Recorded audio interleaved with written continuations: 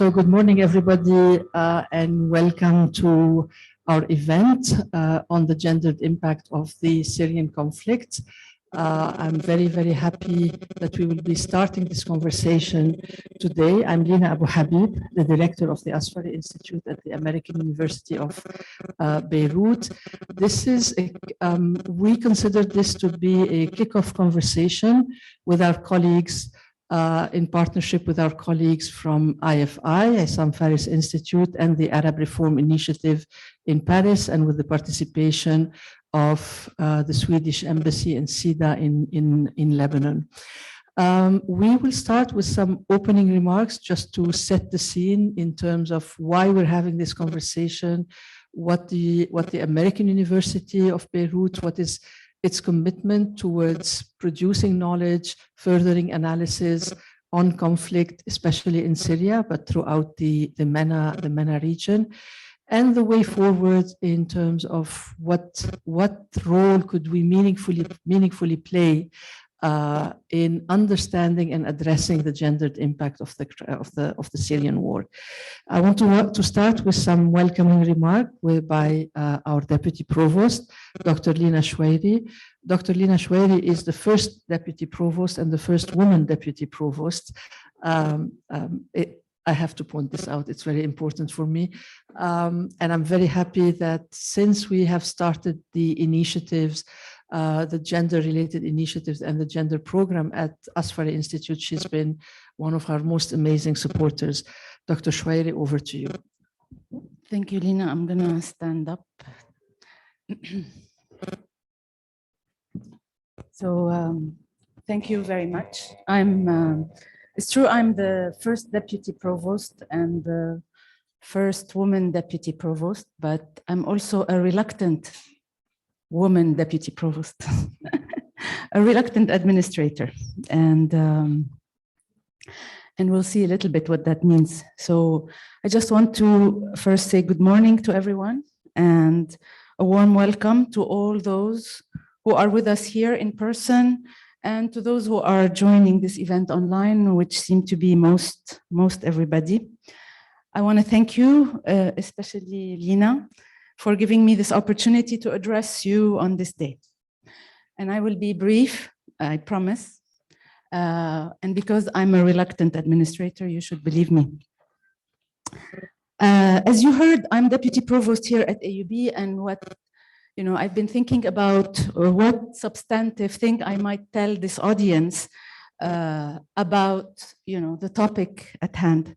So what I decided to do is to tell you why it is befitting for AUB to be convening today's multi-stakeholder dialogue on the gendered impact of the Syrian crisis. So I'm sure it hasn't escaped you that today we commemorate the day in 1948 when the new UN General Assembly adopted the Universal Declaration of Human Rights. It is a well-known fact, especially among us Lebanese, that Lebanon participated in the drafting of this declaration. But perhaps what is less well-known is the fact that 20 of the original delegates of the 50 nations who gathered in San Francisco in June 1945 to create the world organization that is the United Nations were affiliated with AUB, either graduates or former students. 5 among them actually signed the UN Charter. In the words of US Attorney General Robert F. Kennedy, there were more graduates of the American University of Beirut at the establishment of the United Nations than from any other institution of higher learning. And he was a graduate of Harvard. So AUB has also been at the forefront of the response to the Syrian refugee crisis, sadly now well in its 11th year. And here I would just like to highlight the Refugee Research and Policy in the Arab World program, launched by IFI in 2008, the Issam Fares Institute for Public Policy and International Affairs. The program's goals are to enhance the Arab world's input into regional and global refugee issues, to raise the quality of refugee-related debate and decision-making in the region, and to enrich the quality of interaction among scholars, officials, international organizations, and civil society actors in the Middle East and abroad.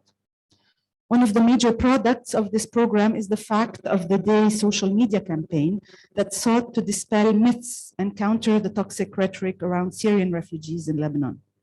The third installment of the fact book, 101 Facts and Figures of the Syrian Refugee Crisis, was just published in October 2021. As you may well know, AUB also hosts the Lancet Commission on Syria, led by AUB's Faculty of Health Sciences. The Lancet is a leading journal that seeks to make science widely available so that medicine can serve and transform society and positively impact the lives of people.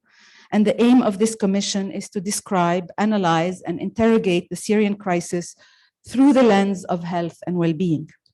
The commission's 5 priority areas are the health of people inside Syria, the health of refugees and host communities, health systems, the challenges of the international response to the crisis, particularly health-related international law violations and humanitarian aid design and delivery, and policy options and next steps, including those that can strengthen the role of global health in conflict.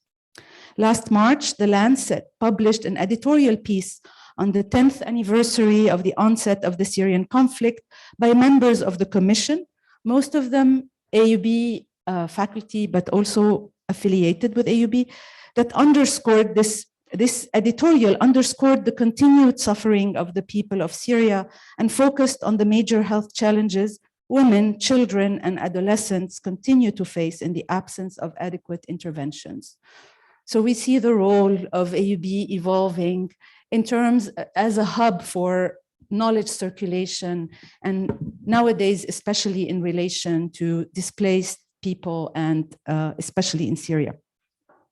One final note on AUB's recent award of the IDRC to establish a research chair and program on forced displacement with a focus on the well-being of forcibly displaced children and adolescents, their access to health and educational opportunities, as well as questions about transition to adulthood, including the challenges of access to labor makers and challenges in fostering sustainable and inclusive economies that include gender inequities and environmental stressors such as food, water and food. This program of research is multi-sectorial and multidisciplinary. It will use community and participatory research methods and aims to serve as a regional hub for training in critical studies on forced displacement in the region.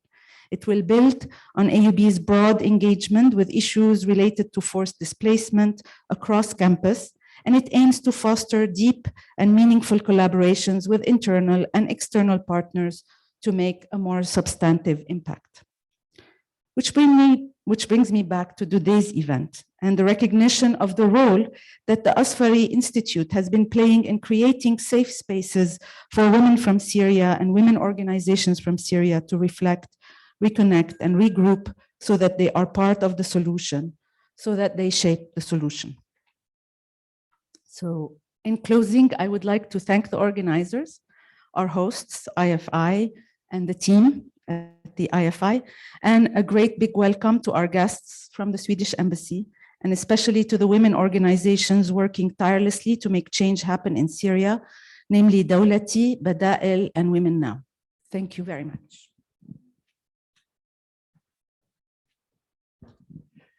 Thank you, Dr. Choueiri. And if I may add that as we're having this event and other subsequent ones, we are celebrating at AUB our co-ed centennial 100 years of women in AUB, which is actually a major celebration. We will be having something today at the AUB libraries, a walk through memory lane of women at AUB, and we're all very proud with this.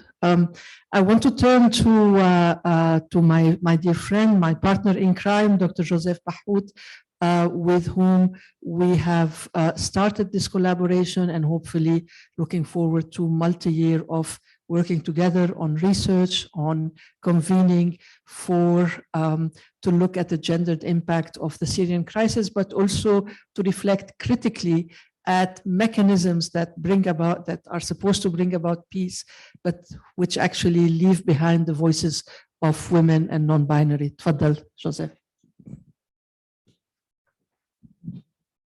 Thank you, Lino.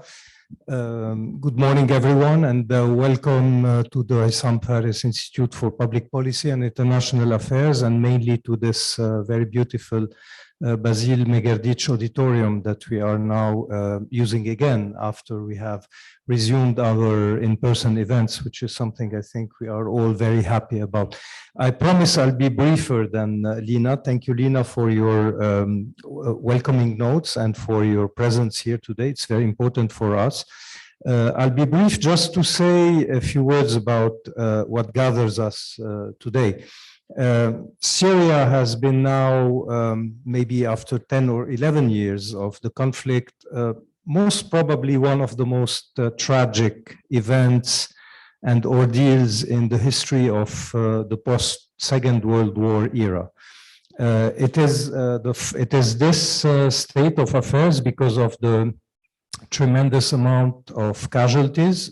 Just to give you an idea, the last official counts of deaths in Syria has stopped maybe 3 or 4 years ago. It has stopped at something like 600,000, whereby the unofficial figures is largely above 1.5 million. Syria has been or has produced the largest number of displaced and refugees in the world since the Second World War. Syria at the eve of the war was 22 or 23 million inhabitants. Today, Syria is inhabited by almost the half of this number. Half of Syria is today displaced internally and externally. The destruction in Syria is something like between 250 billions and $500 billion, according to estimates. All this is tremendous and really, presents us with a real tragedy on the human level. However, what is more invisible is the amount of hidden wounds, the wounds that are unspoken of, the wounds that are silenced, and the wounds that are inflicted to the psyches and the intimacies of the most vulnerable parts of the Syrian society and the segments of the society. Women, marginalized communities, queers, homosexuals, etc., children, and this is what is often unspoken of. These are the people and these are the souls that, in fact, we are aiming today, I think, to give a voice to and they give a space to. And this is why, for us, this event is very important.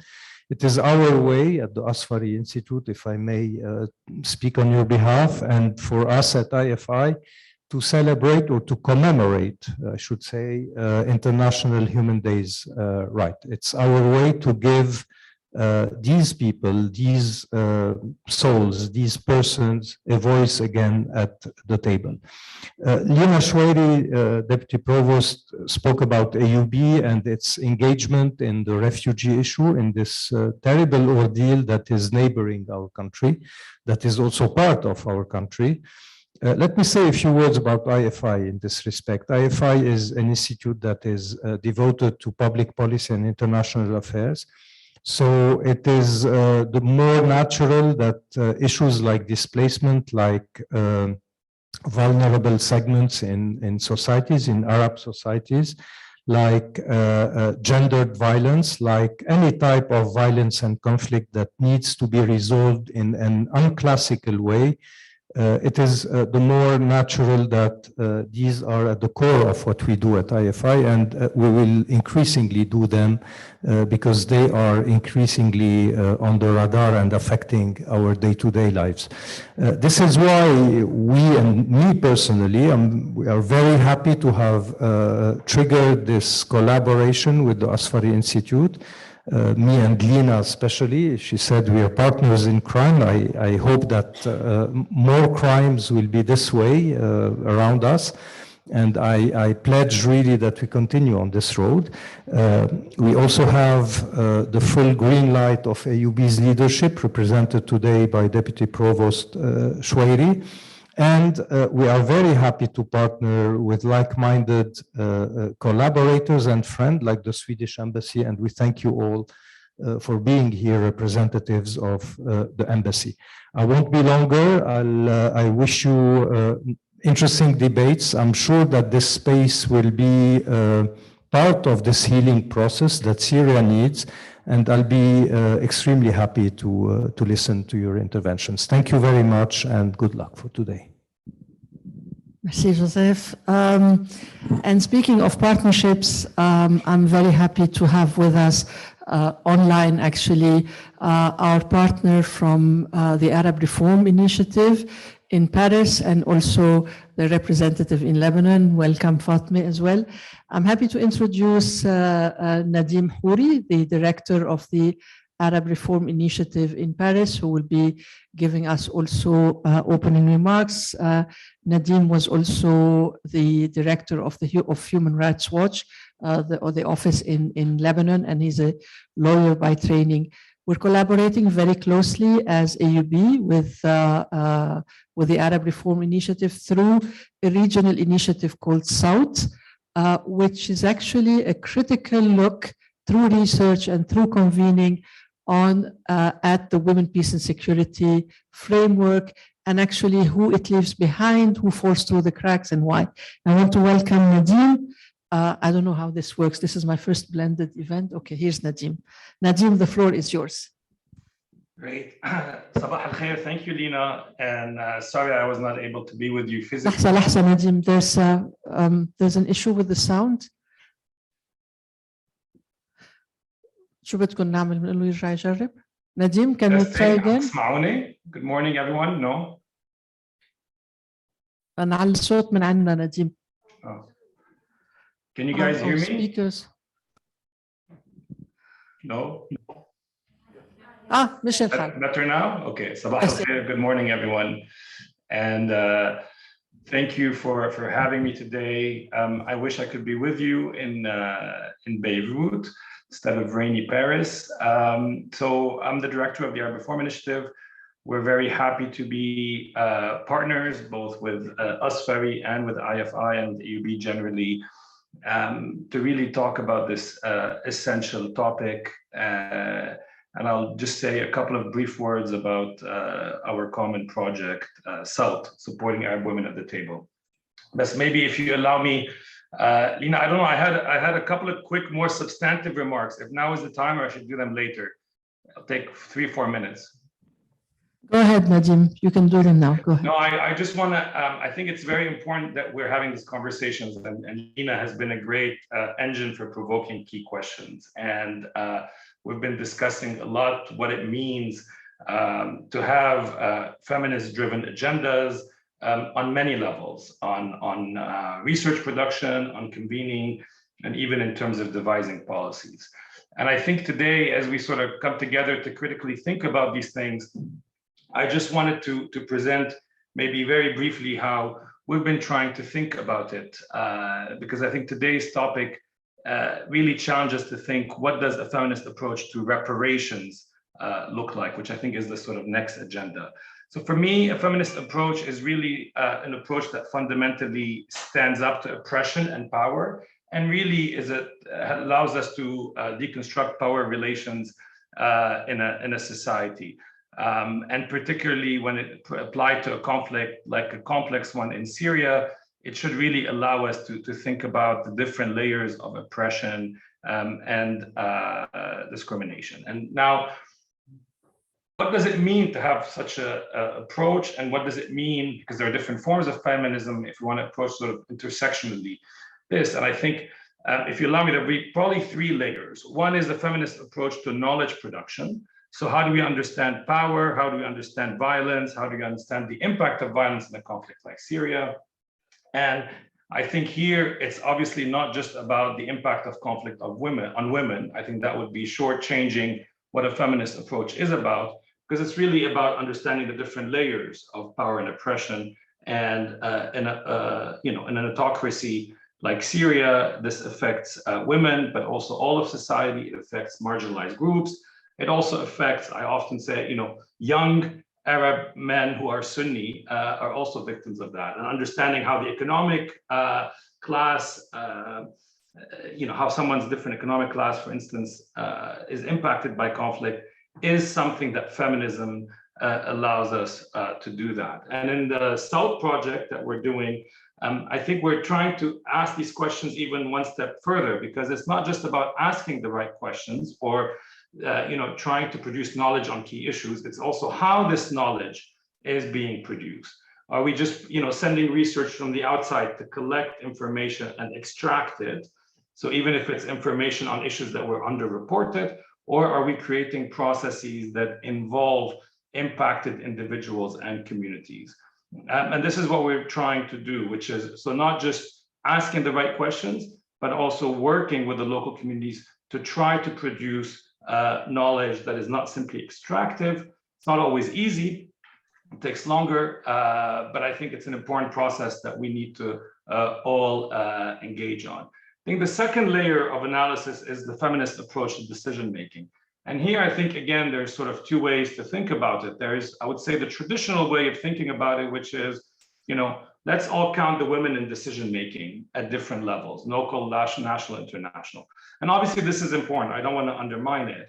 But obviously, it's not enough. And I say it's particularly not enough given the history of how Arab autocracies have used women to, in a way, pinkwash their records. Is Buthayna Sha'ban a feminist? I think Bashar al-Assad could send 10 Buthayna Sha'bans to negotiations tomorrow. Does this make the Syrian regime any more respectful of human rights, women's rights, or even feminist? The answer is no. I mean, we can go, Mubarak bin Ali was a champion of women causes on paper, but definitely very far from being a feminist in any way. And I think it's the same. I think feminist intersectional theory has been questioning as well, who is sitting at the table? So, this process of questioning initially was, okay, where are the women at the table? And now that there are more women at the table in certain parts of the world, who are these women at the table and who is not sitting at the table? And so forth. And I think bringing this approach is essential. And what we're trying to do in South and in partnership with AUB and with the fellowship program, actually with another AUB institution, Sybil, is to really support and sustain the next generation of women who come maybe from different walks of life, who may not have had the same opportunities to access decision-making as what we would tend to think about well-educated, urban, upper middle class women, which again, I'm not undermining the importance of having women at the table, but also that we're at a stage where we should also be questioning who is at the table and who is still not at the table. And finally, the last level, and I'll conclude there, and probably I think today's discussion, which for me is the hardest one, which is what does a feminist approach to reparations or policy options look like? Assuming we build, we do our research right, we capture the different, I think Joe was talking about the different types of wounds, the different types of harm that have been happening, that we've managed to capture some of the underrepresented voices, that's layer one. Assuming we manage to develop a more inclusive decision-making process where we're really thoughtful about not only the number of women at the table, but who are these women, who is represented, who are the missing voices? Do we know if this guarantees better outcomes? Do we know how to repair the different harms? And I think here, how do we integrate the different forms of vulnerabilities into policy-making options, into solutions? I think this is probably one of the hardest challenges we all face. I want to try to be very concrete. Those of us who worked on the Syria conflict, if we take, for instance, UN agencies or the way countries approach resettlement options, based on various input, they've developed criteria, tick the boxes, which you need to provide. You need to develop criteria when you're dealing with millions of displaced. But when you develop criteria, even if they're sophisticated, you don't necessarily capture all forms of vulnerabilities. So, and you can end up with different, I would say, sometimes less than ideal outcomes. So for instance, how do you, we've seen countries in Europe say, okay, we open resettlement priorities are for certain vulnerable groups from certain religious groups, but maybe religious groups are not particularly oppressed in certain parts of Syria. So you end up favoring certain communities, or it creates sometimes, for a very good reason, one of the vulnerability, for instance, was sexuality. And I think this was a very important development. I actually think, the organization I used to work for, we lobbied very aggressively for that, to take into account the impact on gays and lesbians. But you also end up sometimes, it's not, processes are never sufficiently sophisticated. So you end up creating, maybe someone is gay, but not vulnerable in Damascus. And I actually happen to know, for instance, a number of people who claim to be gay to get asylum. They game the system. I give this as an anecdotal evidence to just say the challenge of building reparation systems that capture the complexity of intersectionality. And I hope that today, as we reflect on how do we build humane processes for reparations that can take into account the different forms of vulnerabilities, and how can we push ourselves in our region, a region that has for too long been and frankly, full of regimes that provide, a monochromatic, top-down discourse. How can a feminist approach allow us to challenge these discourses, challenge these practices, and build processes and outcomes that are truly inclusive for women, vulnerable groups, and really intersectional, that captures the complexity of our societies and the deep wounds that have been caused over the many years, particularly in a place like Syria. Thank you. Sorry, tawalta alaykum. Thank you, Nadim. And if I may add, it has been a pleasure during the unfolding of the South project to work with young researchers from 5 Arab countries in looking at different ways and different methodologies to think about researching peace building and what it means. And this process is still ongoing. Our last welcoming comments are from Christopher Burnett Cargill from the Swedish Embassy. Christopher is currently the counselor and head of development cooperation at the Embassy of Sweden in Lebanon, and he is responsible for implementing Sweden's regional strategy for the Syria crisis. And we really, actually, the whole idea of this kickoff event for December 10th started when an old friend of mine, Helen Belcastro, and I were having a discussion on how to think meaningfully about human rights, how to think about Human Rights Day, which is today, as a way to have meaningful discussion about the lived experiences of women, girls in their diversity, about what human rights means to them in the context of the Syrian crisis. So, Christopher, we're happy to have you with us, and the floor is yours. Should I use this one or this one? Oh, what we have the other one, I think. Thank you.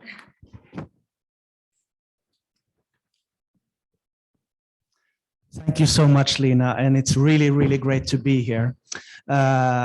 Distinguished guests and colleagues and friends and students, I would really like to say it's a pleasure for us to come from the Embassy of Sweden here. I come today together with my colleague Helen and with Petronil here as well, and it's really an honor to be there on this specific day. On a more personal note, I really would like to say that I've been working in the Middle East region for about 10 to 15 years, and I must say nothing inspires me more than to meet women activists, women organizations, working on the ground, the grassroots, really bringing out the voices of women and girls. There's no thing that brings me more hope for the future in a quite depressive political region in different kinds of ways, but the voices that come from women and girls always brings me hope, whether you meet in refugee camps or whether you meet in organizations or in universities and academic circles. It couldn't be more convenient and relevant to meet today on the Human Rights Day. It's 73 years since the adoption of the Universal Declaration of Human Rights by the United Nations General Assembly. We continue to fight for human rights. I think maybe it's even more important today. We do see some strong forces, some negative trends globally when it comes to human rights. So it's even more important that we keep on fighting for this, we keep on addressing these issues, and we keep on working on this. And also, like several have said here, and the topics of today also, to discuss the issues of core human rights, the disproportionate gendered effect of the Syrian crisis on women and girls of all ages and genders, and specifically specific marginalized groups, including LGBTQIA+. More specifically, we tackle the disproportionate effects on specific groups that are overlooked, including, for example, women ex-detainees, retaliation against women and girls in their diversity, and also access of sexual and reproductive health and rights. Now, Sweden, we continue to be a strong advocate to women and girls' rights, women and girls from all ages and all genders. We are also happy here today to discuss and exchange experiences and reflections of how to move forward on all of these issues. And today's discussion works in the same direction as the Swedish feminist foreign policy. I'm not sure everybody is aware of Sweden's feminist foreign policy. We have a couple of copies with us here that we're happy to share with you and to distribute. And maybe it can also inspire discussion for other countries, other nations, how they can adopt a feminist foreign policy as well. So Sweden's feminist foreign policy was developed in 2014, and it continues to be on the list of priorities of Sweden's way to respond to systematic discrimination against women and girls. Sweden's feminist foreign policy has a transformative agenda to change structures and enhance the visibility of women and girls as actors in all sectors of Swedish foreign policy. Four main objectives of the feminist foreign policy are directly tackled in today's discussion: human rights, freedom from violence, sexual and reproductive health rights, and women's participation in peace efforts, which is the agenda for women, peace, and security. I believe that multi-stakeholder dialogue pushes also for a transformative feminist agenda.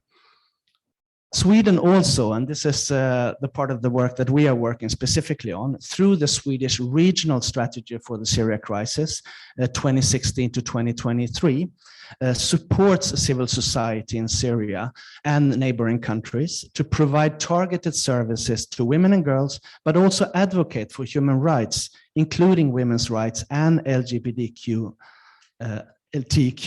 I always mix them up. Sorry for that. But I would also like to say a few words as a man standing here. I often find myself embarrassed when listening to women telling me stories of how they are beaten by men, of listening to women telling me stories of how they are harassed by men and how they are discriminated by men. We can work, this is what I'm thinking, we can work as much as we want on promoting women's rights, increasing capacities for women and women organizations, empower women and strengthen women participation. And we should continue to do so. But if we don't also address men, and if we don't also work on changing male behavior, and if we don't also work on masculinity issues, I don't think we will get so far. So I think this strongly needs to be included as well. I take pride in calling myself as a man a feminist. I know for many men and also some women, this could be quite controversial to say, especially in the Middle East region. But for me, it's natural. I believe we must address and change the structural imbalances to gender inequalities, and especially change power relations. This is what it's all about. It might not be enough to just talk about women's rights and to achieve equality. And that's what I think it's so important to talk about a feminist approach. So I look forward to listen to the discussion today and all of its outcomes. From our side, we will definitely continue to support women. We will continue to support many women organizations, both in Syria and in the neighboring countries, to really bring out the voice of women and girls. And we're quite upset when women's voices are not put forward. This is something we will keep on fighting for, we will keep on pushing for, we'll support it, but we will also amplify the voices to Europe, to Sweden, and to international forums. So in this regard, you can always count on Sweden on this and our work. Thank you so much. Back to you, Lina. Thank you, Christopher. Lina, I'm very happy we're having this discussion about, I was just telling our next panel, our moderator, I'm not sure my boss knows how much Asfari is turning into a feminist hub. I'm hoping. But I just want to, close the circle by saying this is the most important conversation to have right now on International Human Rights Day, but also reflecting on all the power that we have as a university, as institutes that want to bridge academia to activism, to bring these conversations and to make our reflections, our research, our knowledge production relevant to what's going on around us, particularly the Syria crisis. And maybe I want to conclude by saying, the discussions that we will have, and before I present Paola, the discussions that we have, they come from the voices in Syria or Syrian voices, but they are not specific. These are not experiences that are specific to the Syrian conflict. And I think one of our main gaps in the world globally has been not to learn from the different conflicts and remaining, oblivious to the voices of many. So very glad that we're having this conversation, and I want to move to our next panel, and I want to introduce the moderator who will take over, Paola Salwan Daher.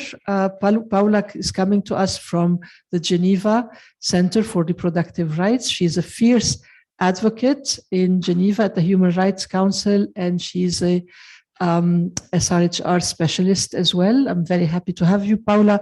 Let's take a couple of minutes to hand over the floor. Thank you. Nadim, I hope you're staying with us. Yeah, of course.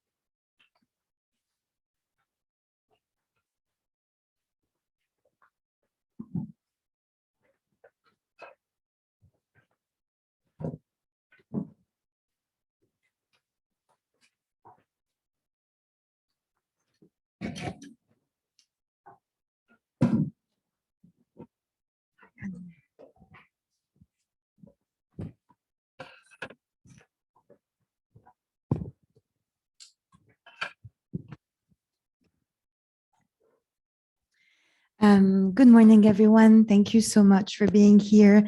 Happy International Human Rights Day. And many thanks to the previous panel for introducing our issue today. I have to say we are very grateful for the support of the Swedish government to the struggles of women's rights activists in the region.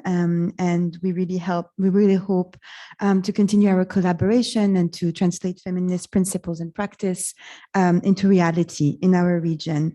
So the focus of our event today is assessing the gendered impact of the Syrian crisis and to collectively reflect on what a feminist approach to transformative reparations would look like. And just before I hand over to the panelists, whom we thank and we are exceptionally honored to have today with us, just a few words. It seems that, as Nina was saying at the beginning, the topics that we will discuss today are not just about the Syrian context. It seems that whenever we speak about women and girls and marginalized groups in conflict, we do not exactly learn from past experiences. The reality is that the meaningful participation of these groups is always overlooked, and their rights are always deprioritized. We were talking about sexual and reproductive health and rights in conflict. This issue is one of the most overlooked. When we're talking about recovery, the priorities and demands of women's rights and LGBTIQ plus groups are also always overlooked and deprioritized. And so it is important to reflect on an approach that would ensure that the demands and the concerns of these groups are meaningfully integrated. And just very quickly, this deprioritization is actually in contravention with international human rights law. We have the Committee on the Elimination of All Forms of Discrimination Against Women has clearly stated in their general recommendation on women and girls in conflict that states have legal obligations to ensure that reparations are transformative, meaning that they address the root causes and the structural inequalities that led to the violations to happen in the first place. it is an obligation to ensure that women are provided with adequate, effective, and prompt reparations, and that reestablishing the situation as before the conflict isn't enough in terms of guaranteeing access to remedies and justice for women and girls. So basically, there is a need for reparations to ensure that the structural patterns of discrimination and oppression are corrected and dismantled to ensure guarantees of non-recurrence.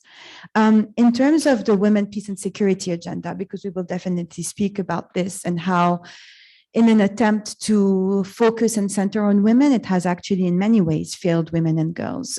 We have seen some positive development in 2019, when for the first time, the UN Security Council voted a resolution that includes the international human rights standards as set by the CEDAW committee, with resolution 2467, for instance. This wouldn't have been possible without the tireless work of feminist organizations and activists who continue to try and amplify the voices of their groups at the national level, at the global level.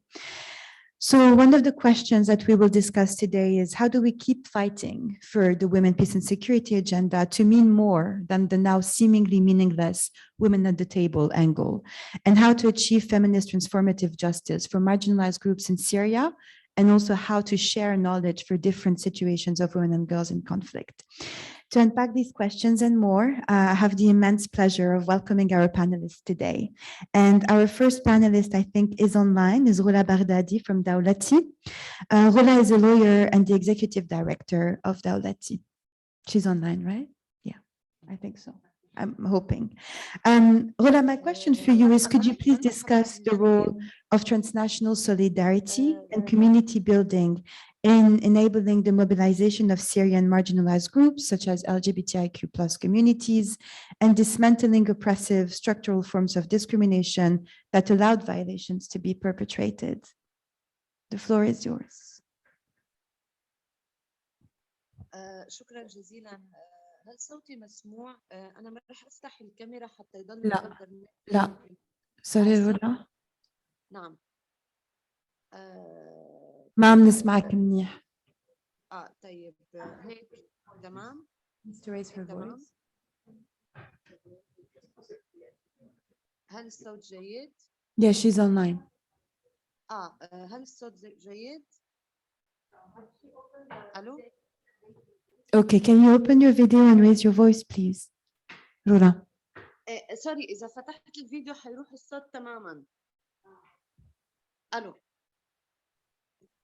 ألو؟ هل صوتي مسموع؟ ايه مسموع. اوكي جيد جدا. صباح الخير للجميع. انا بالفيديو ما رح يسمح لي اني كمل مداخلي بسبب سوء الانترنت، وما قدرت اكون معكم اليوم بالقاعه لاني شوي انقلبي، فبعتذر من الجميع. فارجو انه صوتي واضح. الو؟ Yes. اوكي تمام، شكرا جزيلا. اولا شكرا جزيلا لمعهد الاصفري وايضا للجامعه الامريكيه في بيروت لعقد هيدا الايفنت، اللي بعتقد انه فرصه كثير كبيره يعني لنحكي باوضاع النساء وخصوصا من اللاجئات السوريات. للحقيقه كنت بتمنى في اليوم العالمي لحقوق الانسان نبلش نصير نحكي عن تصحيح مسارات، عن انه نحن بلشنا نعمل عمل حقيقي بهذا السياق، لكن هناك بعض الاخطاء قد تكون في مكان ما.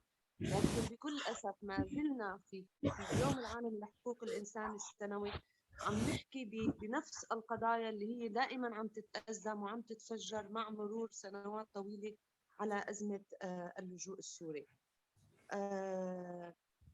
مثلا اليوم لنكون عم نحكي عن مسألة العنف ضد المرأة والتمييز اللي بتواجهه المرأة. صار هذا الموضوع معروف في عدد هائل من التقارير الدولية والأبحاث والدراسات الموثوقة اللي هي قادرة فعلا تقرأ ما تواجهه خصوصا المرأة اللاجئة في بلد مثل لبنان. لكن برغم ذلك لليوم كل هذا الكلام عن العنف ضد المرأة ما عم ينحط ضمن السياق. اليوم بعام 2021 بشهر كانون الأول بعام 2021 لبنان يرزح تحت انهيار اقتصادي لا أعتقد أنه كان مشهود في العالم. هذا البلد الصغير اللي أساساً إمكانياته الاقتصادية لا تحتمل عم يرزح تحت هذا الشكل من الانهيار. فتخيلوا وضع اللاجئين السوريين في لبنان. لابد أنه طبعاً الشعب اللبناني اليوم بعده قادر على الاستمرار بسبب القنوات العائلية والقنوات بكل منطقة اللي عم تحاول أنها تدعم نفسها، تدعم بعضها مادياً، بحيث أنه الجار عم بيساعد جاره، بالعمل الناس عم تساعد بعضها. هاي القنوات ما كتير سهل تكون موجودة بمجتمعات اللاجئين، لأن مجتمعات اللاجئين انبنت على فكرة اللجوء وهي أساساً مجتمعات فقيرة ومهمشة. اليوم ما بنشوف من المجتمع الدولي ولا من المنظمات الدولية أي إجراءات خاصة باللاجئين السوريين بلبنان برغم الأزمة، برغم صعوبة هاي الأزمة. بس شو بنشوف نتائج الانهيار الاقتصادي على اللاجئين. اليوم البلديات في البقاع والمناطق الموجودين فيها أكبر عدد من اللاجئات طلع قرارات مؤسفة إنه الساعة الواحدة لعمل اللاجئ السوري هي 10,000 لبناني. اليوم الدولار بلبنان بالسوق السوداء هو 26,000. هاي المرأة غير إنها عم تتقاضى أجر جدا بخس لعملها، هي عم تعاني من كل أشكال العنف والتحرش والعنف الجنسي، وهي غير قادرة للوصول للعدالة وحماية نفسها. من ناحية ثانية بالجانب الصحي، المرأة السورية اللاجئة غير قادرة أن تتوجه إلى مشفى. أجور المشافي تضخمت بطريقة مرعبة. ومو بس هيك، يعني أنا رح أطرح مثال من عندي عن مشفى الجامعة الأمريكية اللي أنا بتعالج فيه. أنا بينطلب مني من 3 أشهر أقدم إقامة صالحة ونظامية. فأنا سألتهم يعني ليه بدكم الإقامة؟ أعطيتهم إقامتي وسألتهم عن الإقامة، فبيجاوبوني إنه إذا ما معك إقامة بدك تدفعي فريش دولار. تخيلوا لاجئة سورية أساساً هي مهمشة وأساساً هي لا تمتلك إقامة، لأنه لو معها مصاري كانت قدرت تحصل إقامة في لبنان. هي لتفوت إلى مشفى هي بحاجة إنه يكون معها دولار.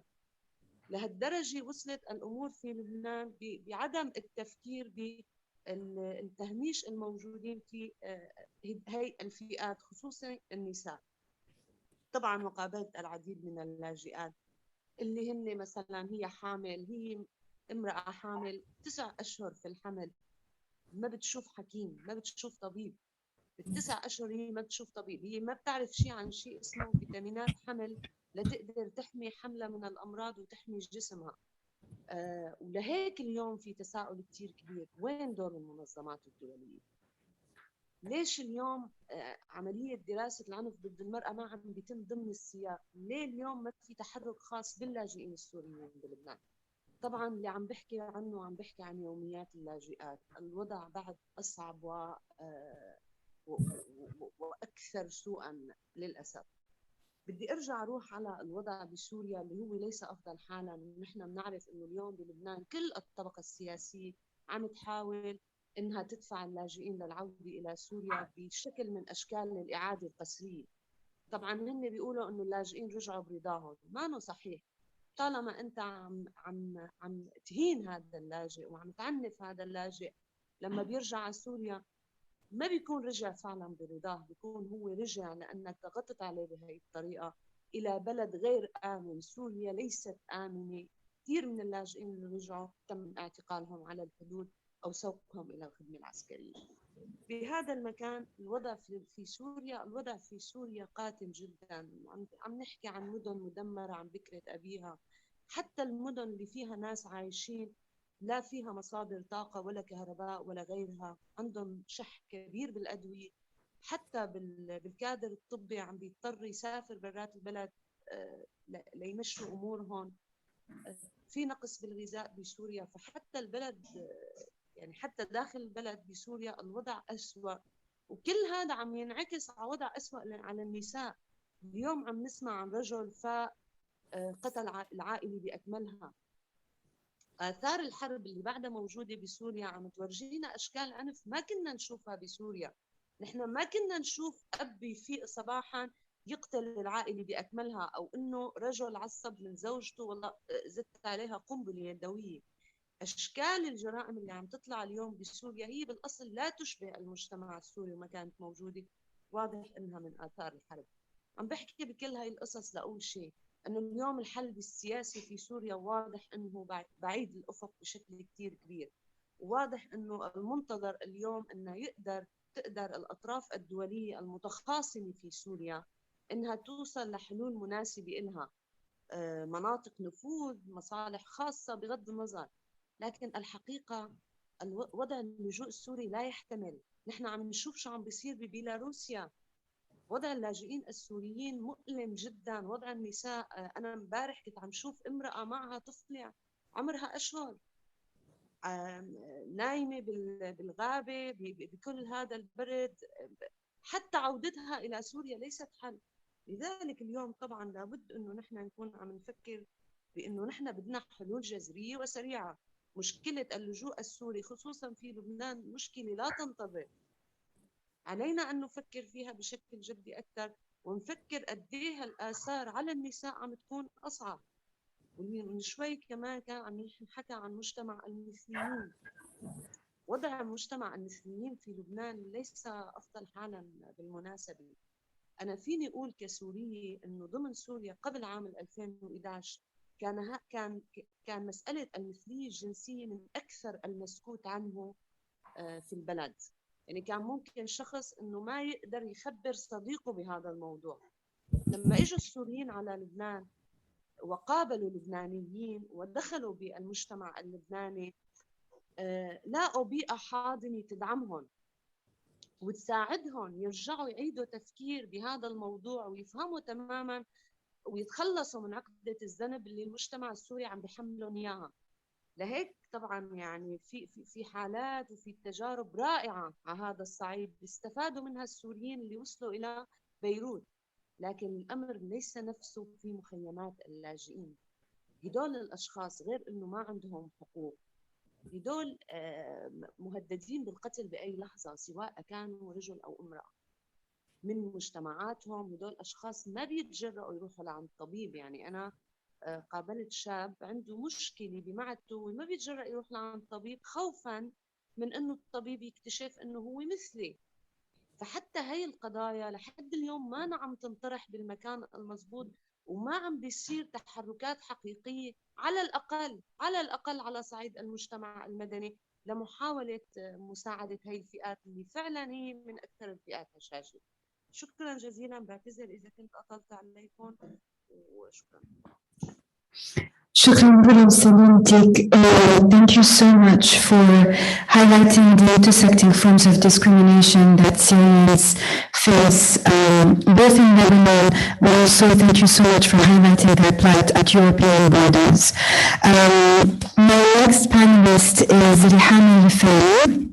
She is an intersectional feminist from Syria based in Badael.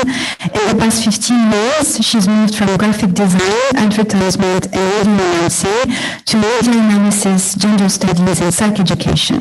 Her eclectic background and interests created a path that she likes to call narratives creation and analysis. She values creative and therapeutic self-expression, lifelong learning, and empathy. If you lose her, check the nearest library or art supply store.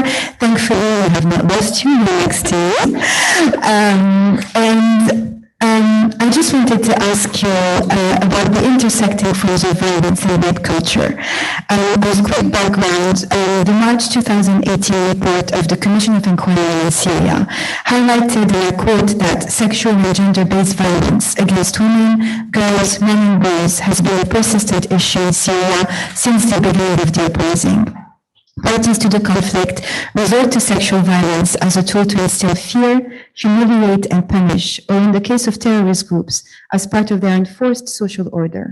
While the immense suffering induced by these practices impacts Syrians from all backgrounds, women and girls have been disproportionately affected, victimized on multiple grounds, irrespective of perpetrator or geographical area.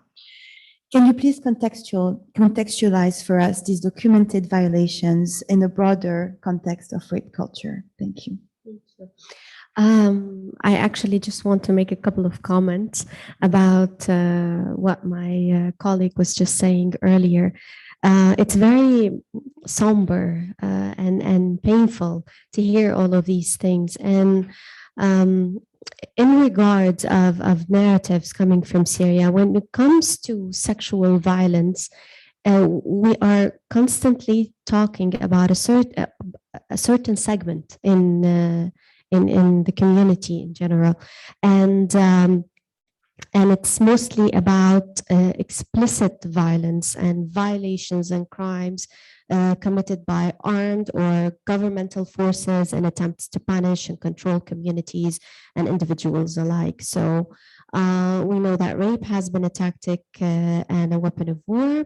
And we also know that there is so much domestic violence. There is so much going on right now in various communities, but the narrative that is most dominant is the narrative of refugees, which is very important and it's very valid.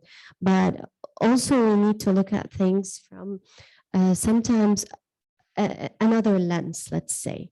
I'm not going to say a broader context, but let's say a different lens, which is viewing that there is an intersectionality to violence. And sometimes it's not just the I don't want to call it classist, but there's also that kind. Sometimes we feel the narratives are infused with that, with the savior complex as well, and a little bit of colonialism on the side. So while the intentions sometimes are you know, like there are well intentions left and right, but the behaviors, the attitudes are still problematic, you know, in different, by different groups. And again, also this narrative mostly focuses on a duality where we have an irredeemable perpetrator and the ideal victim. And while people suffering is valid and it's very important, but there's also sometimes our own attitudes in the civil society that we also need to examine and look at, especially in the context of rape culture.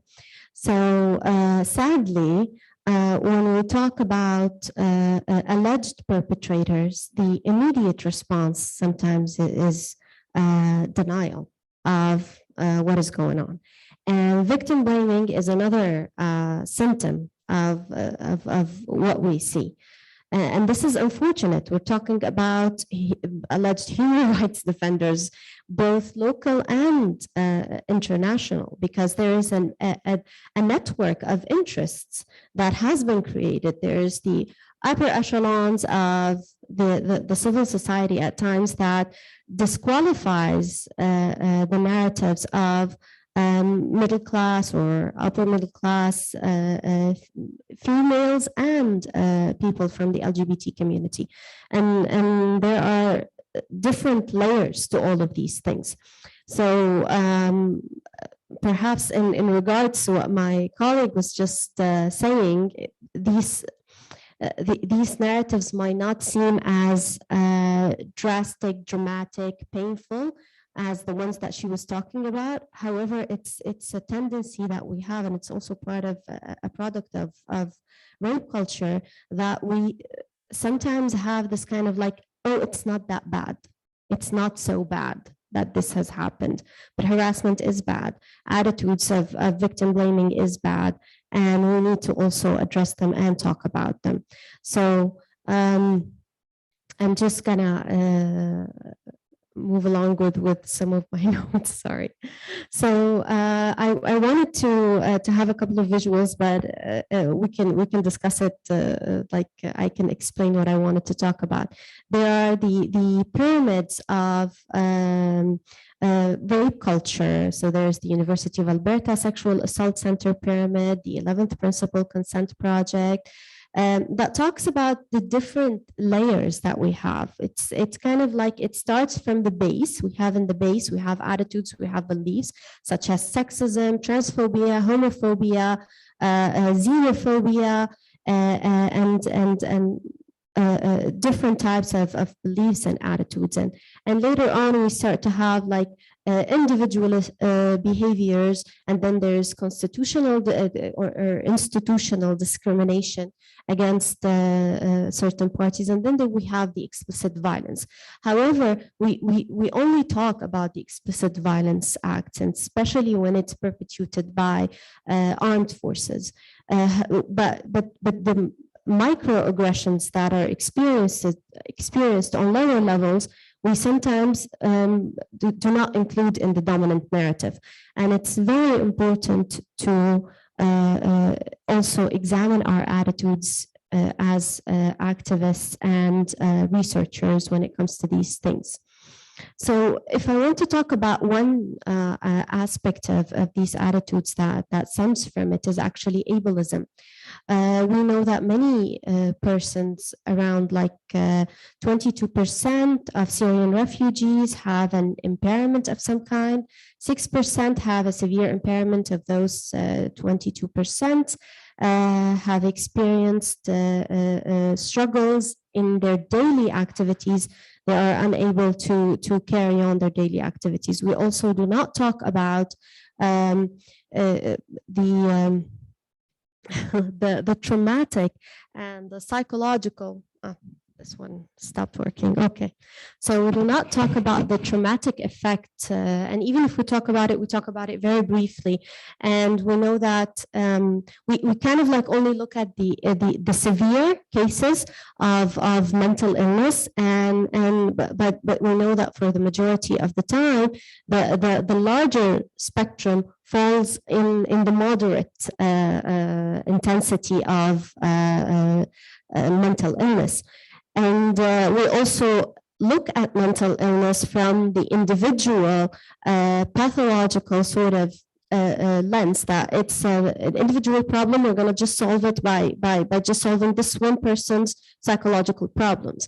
While this is very important, and we can talk a lot about inadequate healthcare that is provided to the various sectors of society, there's still very little that is being done for people who are in kind of like in the middle, those who are stuck in the middle, who are not experiencing the most dramatic, shocking adversities, but at the same time, their suffering is real, and it's even if we don't want to look at it from a humanitarian perspective, if we look at it from an economic perspective, these people are being hindered from being active participants in their communities and being able to carry on their lives.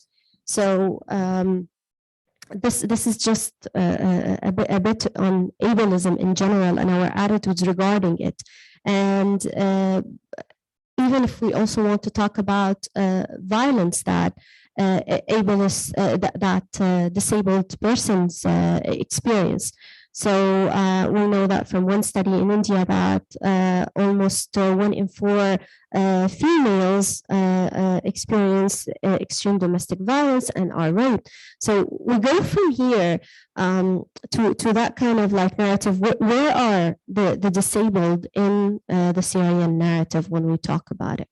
And where is the effect of sexual violence on this segment of the population, for example?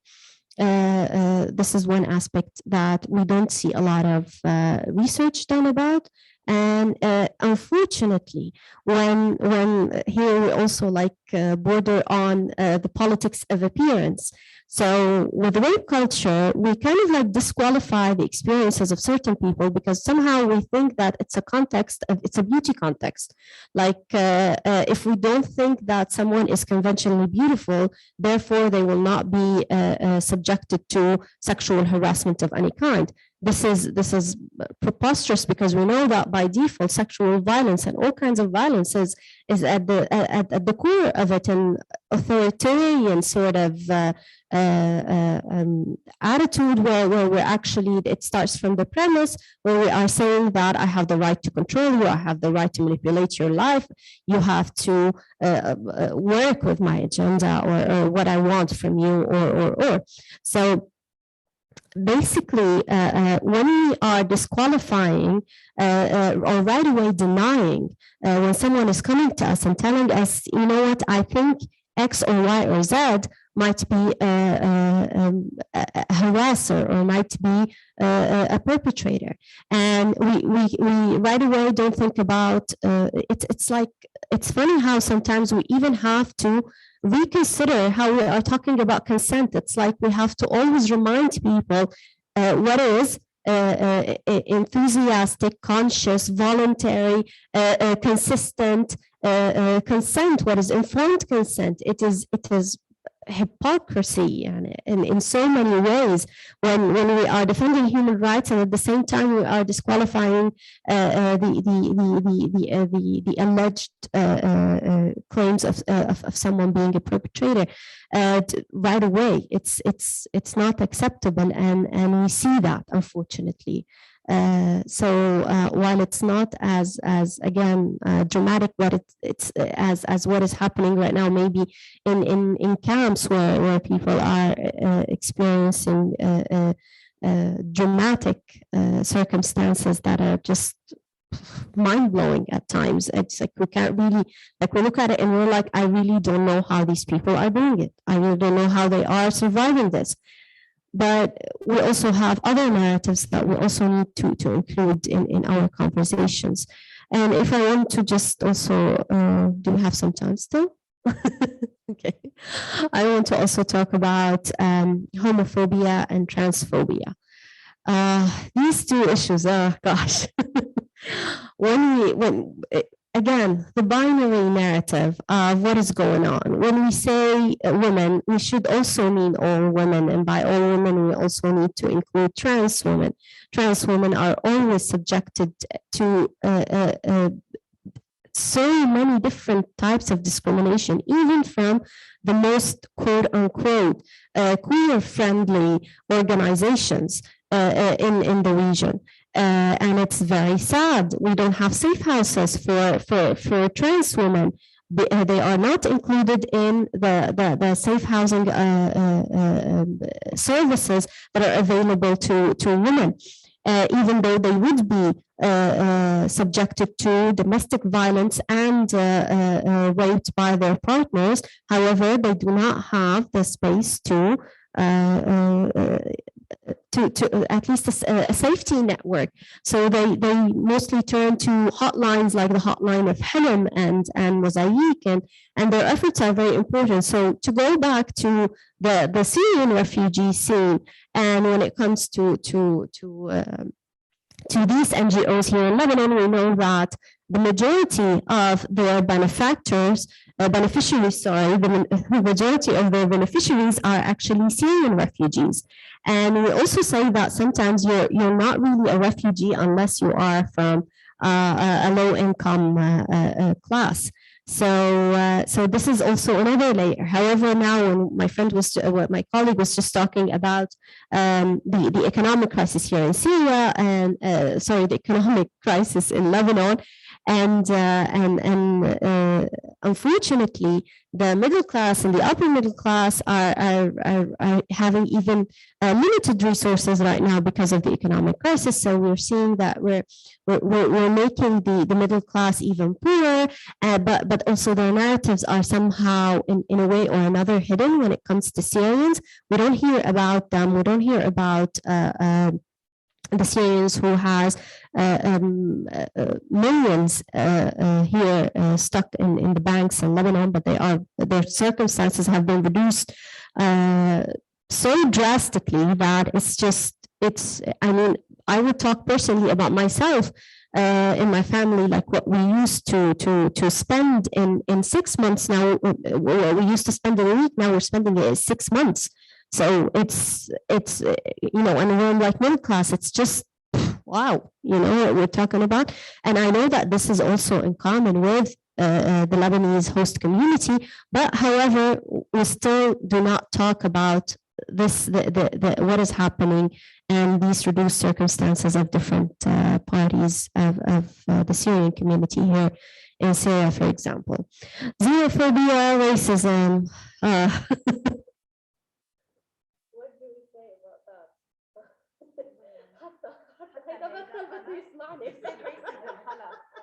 That's what happens when we talk about race, right? Yes, I don't know know if this one is going to work as well. Oh, okay. Well, I hope everyone can hear me who's like who's joining us online, but they're not hearing us online. I have to stick to that. Okay, so I have to stick to that so people online can hear us. Now we are talking about the quote unquote safe return of refugees from Europe. I mean, I just look at it and some of the stories would be like, wow, these people have suffered so much. They have endured war, hardship, reduced circumstances, and I don't know what. And now even this safety margin that is so minimal that they now are trying to integrate into their host European communities and trying their best, even though they have so much baggage. They are, I mean, I know many of my friends who just kind of like, it's like when you reach there, you have like the fight or flight response when you are in distress. And then when you reach like that point where okay, the distressors are no longer right there present, you know, at the moment I'm not in imminent risk, so I crash. They psychologically crash, these people. Many people have talked about the depression that they are experiencing in their diaspora and refuge in Europe. But it's not just because they cannot integrate. There's another also aspect to that. These are victims of war who has been traumatized, and one session per month of some sort of psychosocial support is not enough for these people. And to kind of like expect them to right away just jump on the first train and just kind of like start their lives all over is a little bit unrealistic and not very humanistic in our approach. So even our expectations of again, I'm not saying that we enable dependencies or all of these things, but I'm saying that perhaps we need to rethink about the way that we are judging how these people are integrated in their host communities, and also how you know, how much they're being able to contribute and what are their backgrounds. It's again, it's just like what earlier I think Shwayli was saying, is like we need to look at things in I mean, it's good to have categories. It's good to have those like kind of checklists to have a systematic way to kind of like make things as well researched, quote unquote. But at the same time, in many ways, we need to reevaluate the way that we are judging these people. So what else do I still have to talk about? I think this is mostly it. I'm gonna leave it at there. I hope that I didn't take too much of your time, everyone. Thank you. Thank you very much. Is that working? I'm not sure. Thank you so much for especially highlighting. I think we can never say enough how important it is actually to not divorce individual conditions from structural issues. And especially mental health is not something that should be considered through an individualistic approach, but really should be looked at as the product of material conditions of people. Here, the Marxist in me is awaking. And through structural patterns of discrimination. And also thank you so much for highlighting the issue of transphobia, because as you were saying, in a lot of context, actually, even coming from long-time supporters of the rights of queer communities, we are finding there's a rise in transphobia that I think should not be neglected, and that is pretty much universal. And we're making linkages between these structures and patterns of discrimination with violence. And looking at different types of violence, I'm very happy to welcome our next panelist, Carla Akil. She's an activist and a researcher at the Asfari Institute for Civil Society and Citizenship. As a believer in the power of dialogue, she organizes webinars and campaigns revolved around different gender-related issues, ranging from gender-based violence to sexual and reproductive health and rights. Carla enjoys reading philosophy, especially ethics, and existentialism. That's like evening reading, Jean-Paul Sartre. She's a very curious person who likes to understand the deep roots of thoughts, feelings, and behavior, especially from a critical feminist lens. Carla, I would like us to dive a little deeper into the issue of child early and forced marriage, which is an issue that has gained traction at the international level, but also in the context of Lebanon and host communities, because it's definitely on the rise. Please take us on discussion around child early and forced marriage and girls' rights to education. Thank you. Thank you, Paola. First of all, Syrian refugee women and girls were already vulnerable, but now their vulnerabilities have exacerbated after the COVID pandemic and the economic crisis. So these compounded crises, they led to loss of livelihoods and jobs of so many refugee families in Lebanon. Actually, 9 out of 10 Syrian refugee families right now in Lebanon have fallen below the extreme poverty line.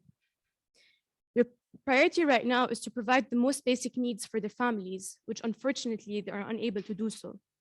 And with this, they compromise the education of their children and especially their girls. I recently went to a refugee camp in Batroun, and I realized that they're very far away from the center. They're like isolated on a different area from the actual community. They're completely isolated. And even if they have access to affordable or relatively affordable schools, they cannot even access these schools because amidst the economic crisis and the rise in the fuel prices, they cannot even go to the schools or take their children to the schools. As such, they cannot even take or provide their children or their daughters with education. So there was a really high school dropouts among the Syrian refugee children in Lebanon amidst these compounded crises. And as a result of these crises as well, Syrian refugee families prefer to marry off their daughters for 2 reasons. One of them is to reduce the economic burden on the family, and the second one is to ensure that their daughters' basic needs are provided. So this leads us to the alarming rise in the child, early and forced marriage among Syrian refugees in Lebanon, with the rate increasing four-folded increase. And this worrying trend of child early and forced marriage among the Syrian population in Lebanon has devastating impacts on these girls. First of all, there's an increased risk of all forms of violence on these girls, because according to statistics, girls married before 15 years old are 50% more likely to have experienced violence than those who are married after 18. So we're putting all of these girls on risks of very different forms of violence, including sexual, physical, psychological, emotional, and many others. The other impact or devastating impact on these girls is that there's so much emotional pressure from families and husbands and in-laws to actually go get married even if they don't want to. And this limits their ability to make decisions about their lives and their own bodies as well. This also involves the risk of forced sexual initiations in early pregnancy, which have very long-lasting effects on the mental health of these girls that they carry with them for the rest of their lives. Considering all of these emerging challenges in Lebanon and the risks on girls, there's an urgent need to protect the human rights of these Syrian refugees in Lebanon, particularly young girls and women. We need to ensure their education and safety, that it is always a priority. I understand that in a context like Lebanon, we have so many emerging challenges, the economic, the political, the social, we have so many challenges, but we should always remember that young girls and women are a priority. Their education is a priority, and we should always ensure their safety no matter what. It should never be a second priority. It is always a first priority. Thank you.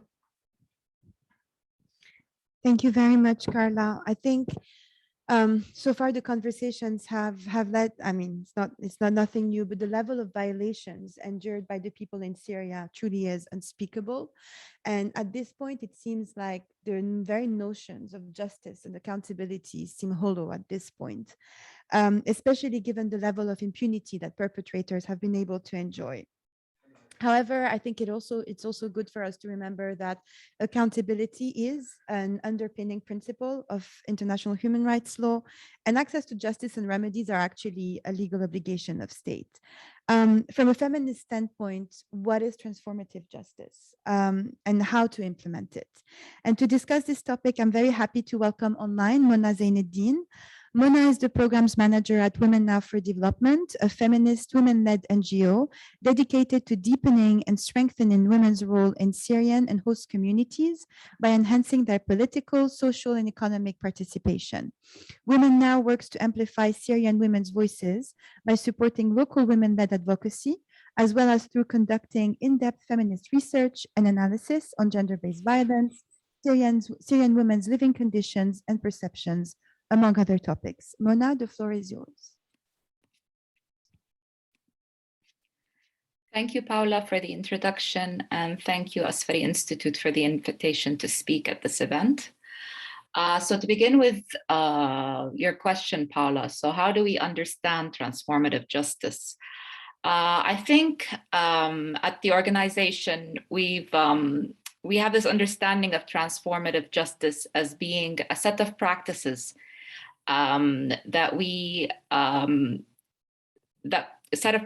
that take place to create change in social systems and to create change the very conditions that bring about violence.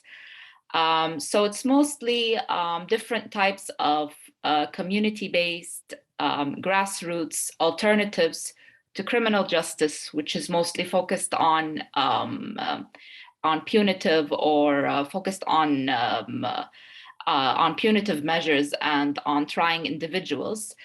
And transformative justice goes beyond that to deal with not just political and legal frameworks, but also the social and economic issues in societies that have affected how we experience violence and conflict.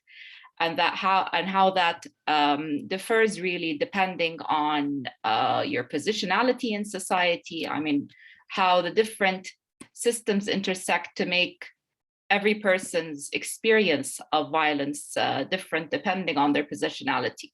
I mean, if you're a displaced woman with no formal education from a lower socioeconomic background, that's going to make your experience very different from a person who could be subjected to the same violation, but who has more privileges on the personal level.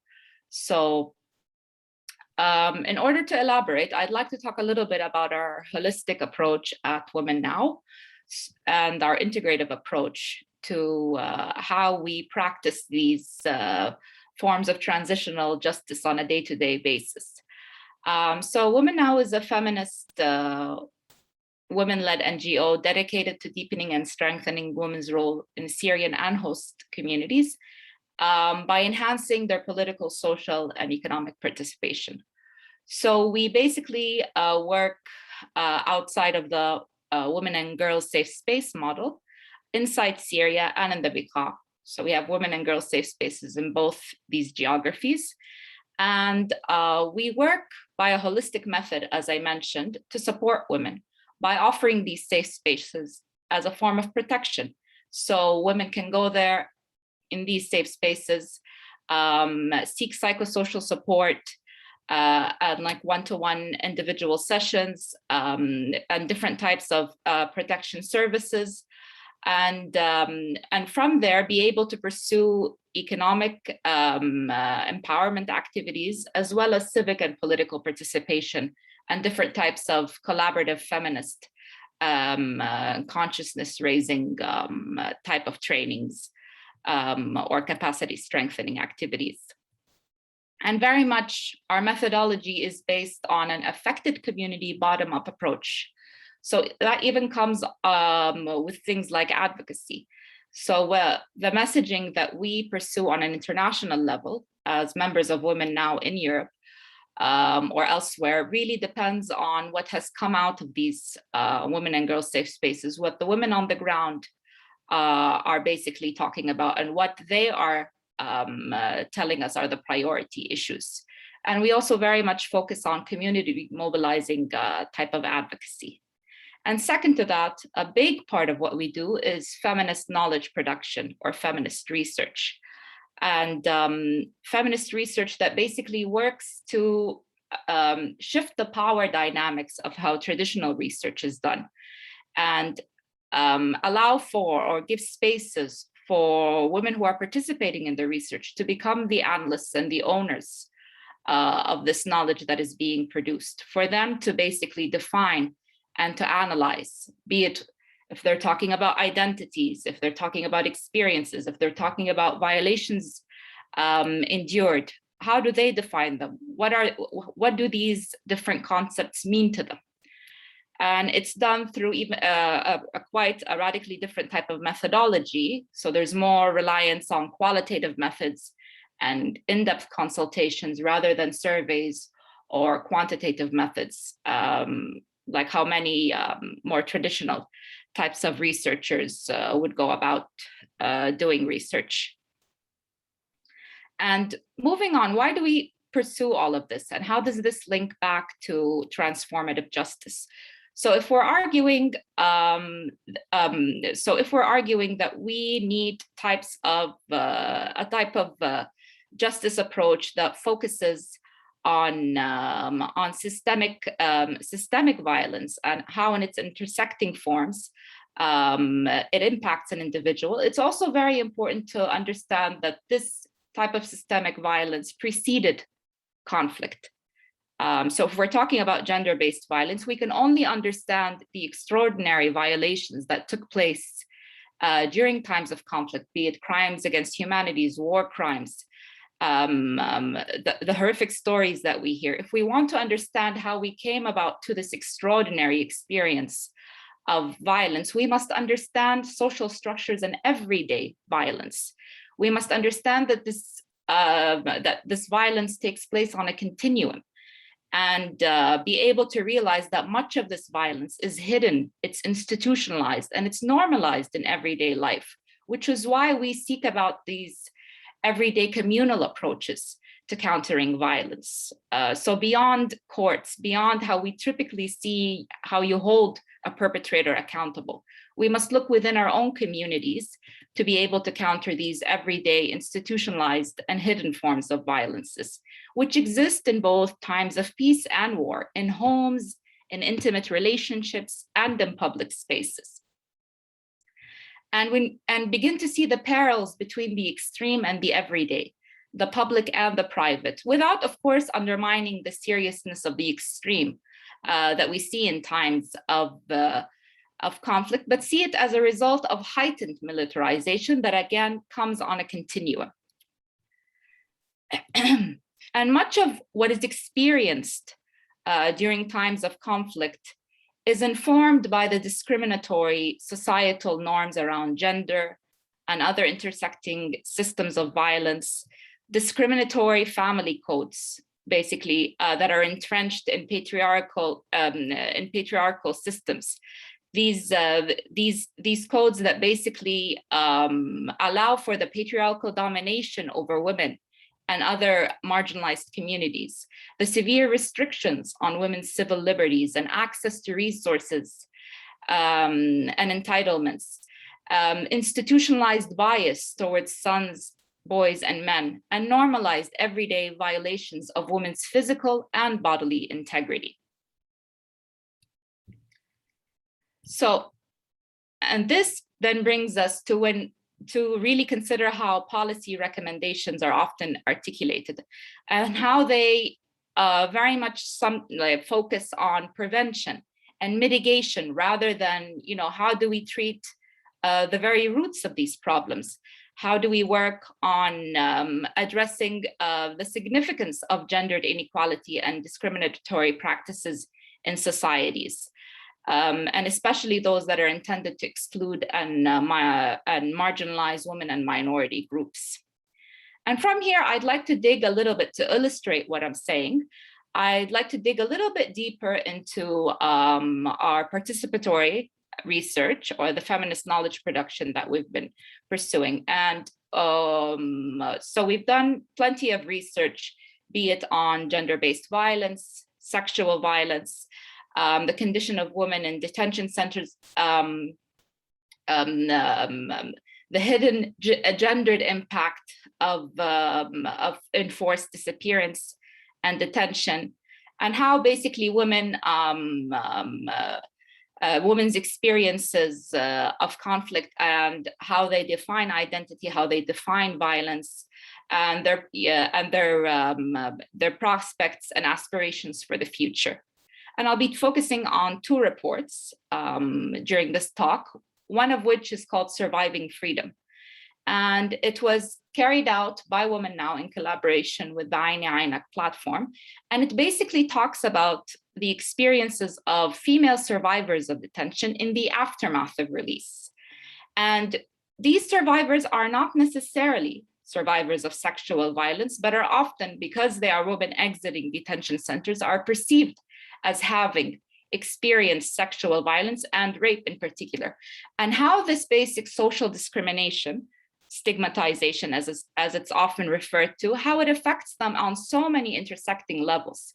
The first being, I mean, yes, obviously they are often socially ostracized from their own families. Like many of these families kick their daughters, divorce their wives, and do all sorts of horrendous acts once the woman is released from prison.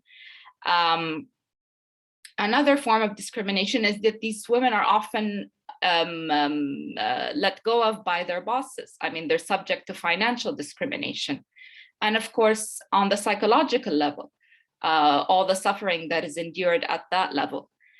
So you begin to see the roots of violence once you see the impact of it, basically. Once we understand the impact, you see that it's rooted in so many things that go beyond the political system itself. It's much more than that.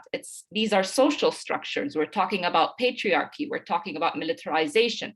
We're talking about the economic systems that have marginalized women disproportionately. And it's only unless and until we start viewing it from this lens that we are able to treat it from its grassroots. So I'll quote one woman from the Surviving Freedom report who said, "I wish that I was still in prison, being whipped by my captor, who I know is the enemy, rather than see those who claim to be our brothers, who care about our rights, taking advantage of us and crushing us." So I find that this quote really elaborates on how violence really permeates so many of our systems and our circles, beyond what we typically define to be the enemy. It's embedded in our homes, in our close circles, in our intimate relationships, in our communities, our economic systems, our political ones, social structures, religious ones. And it's really imperative that we begin to view it through this intersectional lens so that we are able to treat it properly. And moving on from there, another report that we've worked on is titled Syrian Women's Readings of the Present, Future, and Associated Concepts on Identities, Gender Roles, Violence, Peace and Justice, and the Possible Futures in Syria. And again, it was a participatory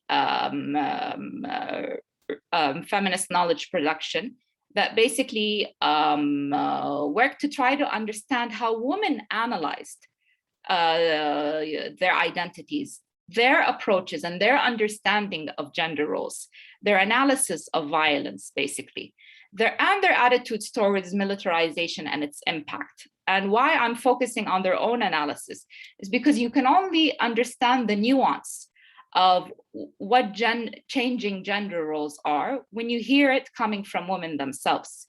So it's not basically, oh, you know, the role of women changed for the better or changed for the worse. That really depends on who you're talking to and when you're talking to them. I mean, what period of time are you talking about? It's much more complex than that. And oftentimes using more traditional approaches to research have really sort of eclipsed or invisibilized the nuance of the female experience of war, and how diverse this experience is, really depending on your positionality in society and who you are, basically. And the report goes to analyze, as I said, Syrians, women's experience of themselves, the circles they live within, and the life they aspire for the future. And it contextualizes all of these experiences within gender-based hierarchical structures and power relations.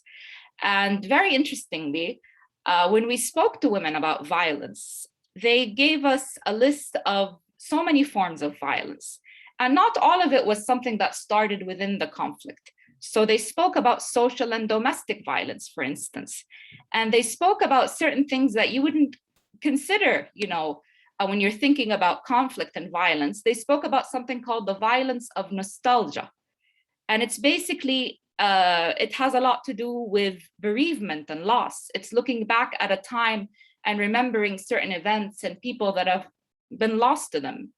So one woman described what she coined as the violence as nostalgia. I quote, "Honestly, you need philosophers to define violence, not me," which I found very ironic, because she was conceptualizing when she was talking about the violence of nostalgia. So you definitely don't need to be a philosopher, I think, to conceptualize. Sometimes violence can be a word or a look. My mother used to say that looking at someone with a problem is violence, and longing for people is nostalgic violence. Among other forms of violence that were discussed was the violence of forced displacement, the violence of warfare, and how women differently define militarization, what it meant for them, how it affected them, the siege and bombardment, and their takes on justice, and how they even promoted communal approaches to justice. And even without thinking of it, they were talking about transformative justice through their own terminologies. And finally, I'd like to speak a little bit about the 16-day campaign, which we've contributed to as well through a campaign called "What is Violence According to Me?" And it's basically talking about all these forms of violence that I've briefly touched upon, that we've tried to highlight through different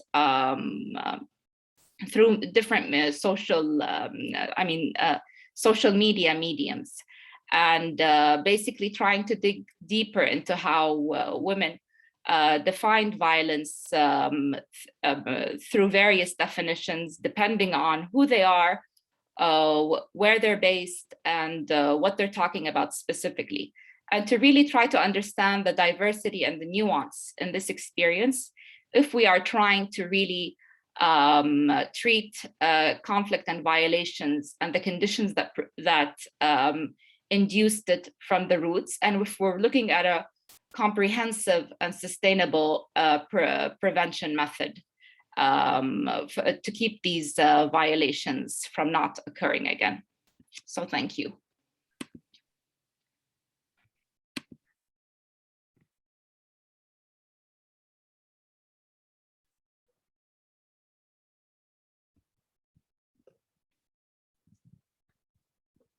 Thank you so much, Mona. I think your presentation made it so clear that accountability goes way beyond bringing perpetrators of sexual and gender-based violence to court. It means addressing social structures. It means addressing political systems, economic systems. It means centering the voices and the experiences of women and girls themselves, and ensuring their meaningful participation. And it means listening to them first and centering their concerns first, which is something that gets lost a lot of times in many peace-building processes. Our last speaker is Rola Ramadan.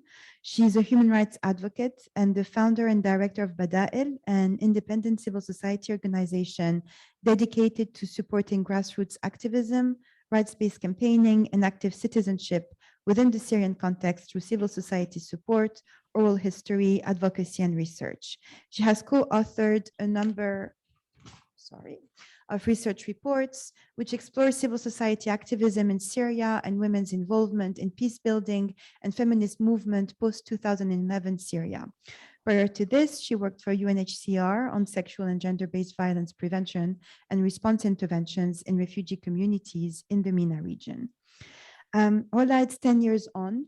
It's 10 incredibly harsh years for the Syrian people, 10 years of tireless activism, documentation, feminist efforts to change the political and social landscapes.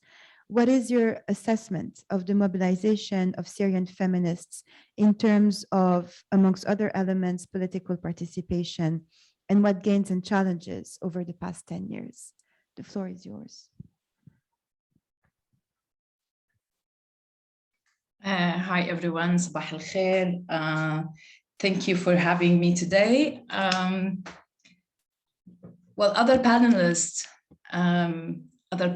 have spoken about the dire humanitarian situation and the tragedy that Syrians live in, hundreds of thousands of people or millions displaced, whether internally or refugees in neighboring countries or in Europe, elsewhere. People dying under torture still up until today in Assad prisons. I would like to focus a little bit on the positive sides post 2011.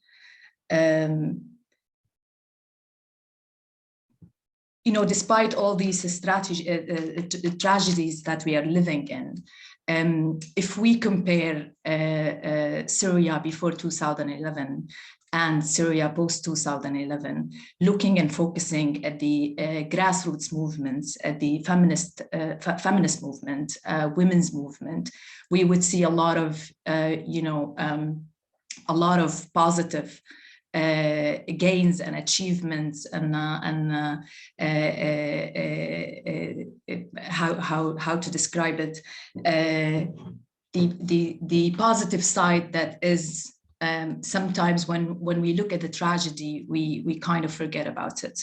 And I'll start building on what Muna has been saying about knowledge production and feminist knowledge production, which I see as one of the main gains for the feminist women's movements post 2011.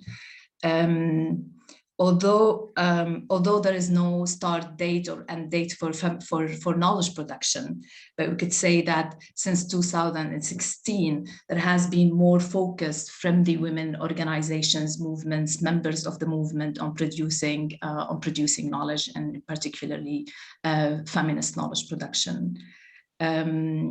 This has been highlighted in a recent research that we published at Badael called Pathways of Feminist Movement Building post-2011, which I invite everyone to read. One of the main, maybe we want to be able to see a lot of knowledge production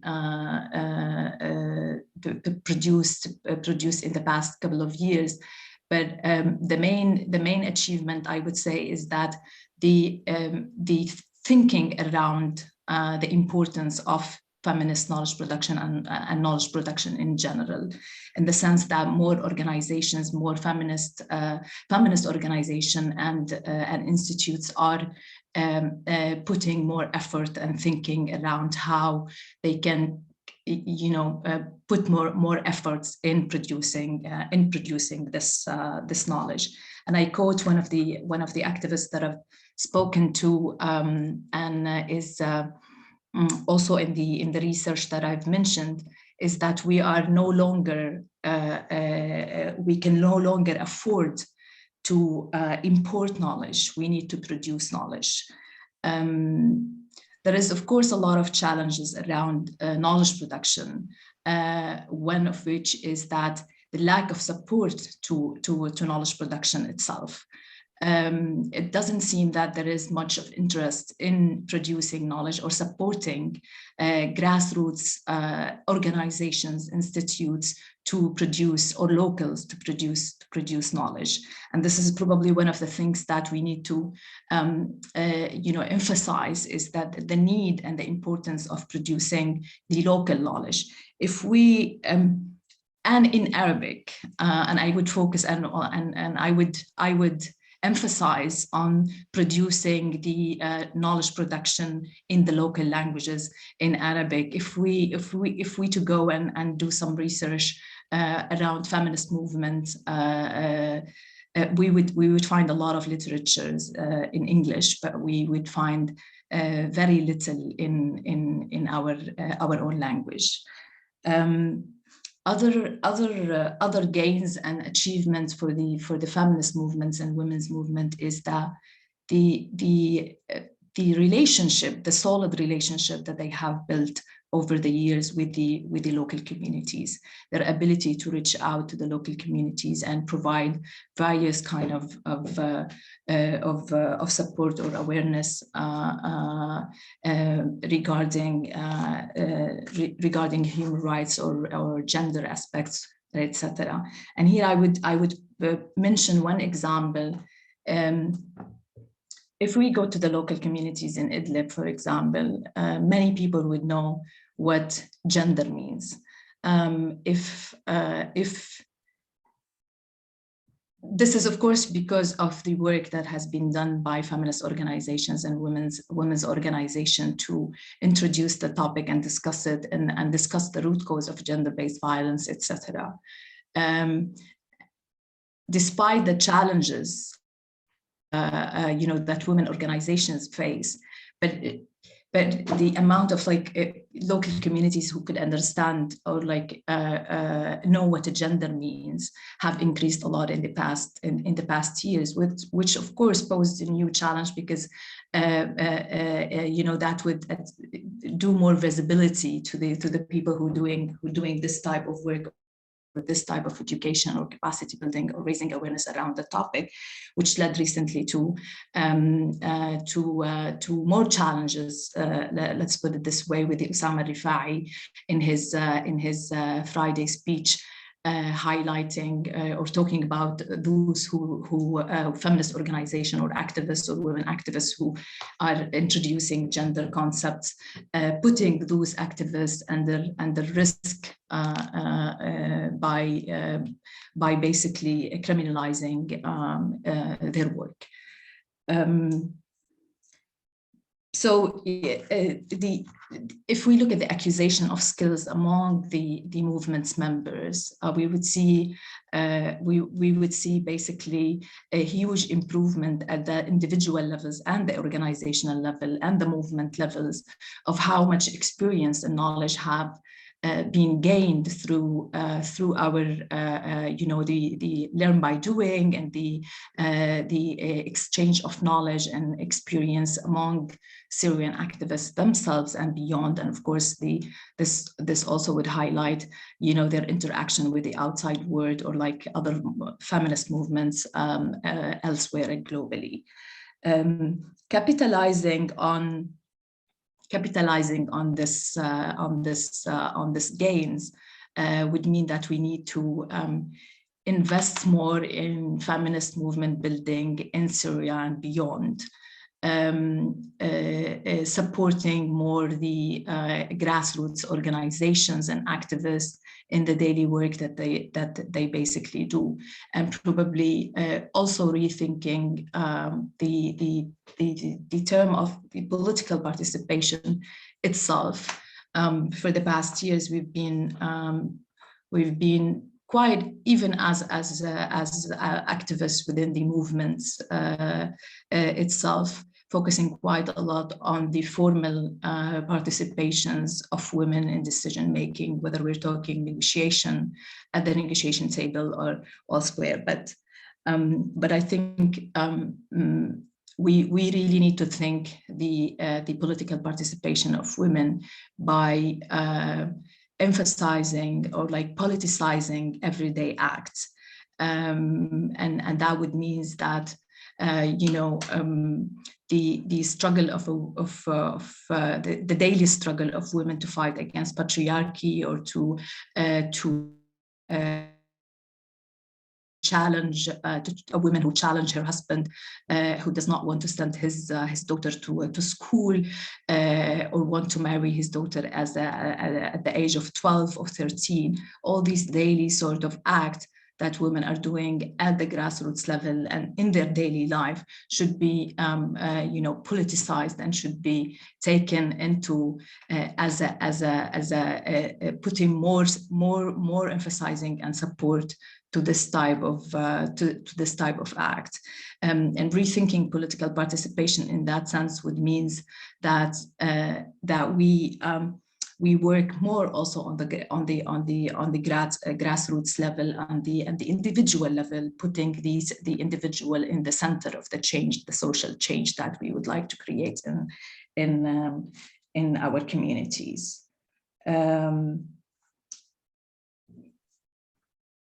A few things that I would say is that the spaces that has been created post 2011 for women activists and activists in general have contributed or essential for any movement, for building the movements. Of course, at the moment, there is quite a lot of challenges. There's shrinking space, whether we're talking inside Syria or we're talking in the neighboring countries, and even elsewhere, the shrinking space is becoming more and more an issue. We need to think of how we could basically, as women, as members of the feminist and women's movements, but also our allies elsewhere, how we can strengthen this, creating spaces for women activists and organizations, members of the movement, to come together and think how to overcome certain challenges and how to produce knowledge. How to capitalize on the gains that we have achieved for 10 years, and moving, and how to also challenge certain trends that we see today, like NGOizations of the movement. Many of the grassroots groups tending more toward, establishing an NGO instead of keeping an organic sort of growth within their group. This is mainly because this is how they can access financial support from international communities, etc. So it's an invitation for all of us. I don't have answers to how we can,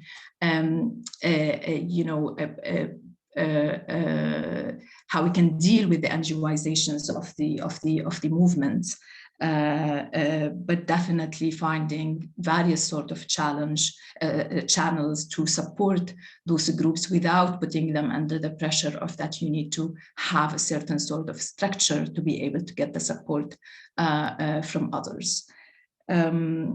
And I do see that NGOization of the movement is one of the main challenges for building a feminist and women's movement in Syria and beyond, probably in the region.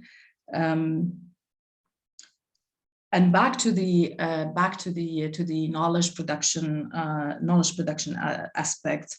There is various ways of knowledge production that has been taking place for the past couple of years.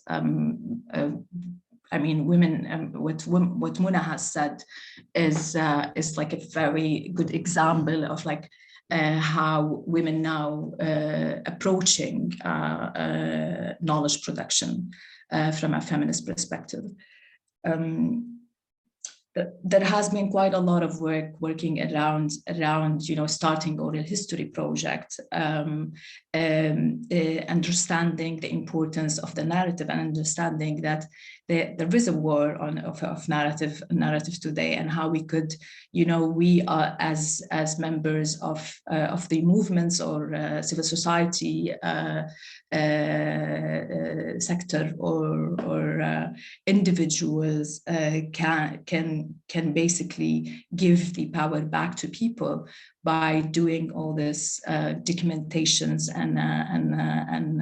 and collecting testimonies to make sure that the new generation would have access and enough information to what had happened in Syria. And definitely there is very little support that is provided to those initiatives who are doing oral history work, building archive, and producing other type of knowledge production, whether podcast or visual work, etc. And the last thing that I want to say is, now with the deadlock of the political situation, now with the normalization with the of Assad and the lack of hope, what is it? The question that I myself have been thinking quite a lot about, but also other colleagues and members of civil society or feminist movement, is that what can we do today that can pay off in 10 years' time? What should we do now in order to have, a better life for all Syrians and the people in the region and beyond in 10 years from now?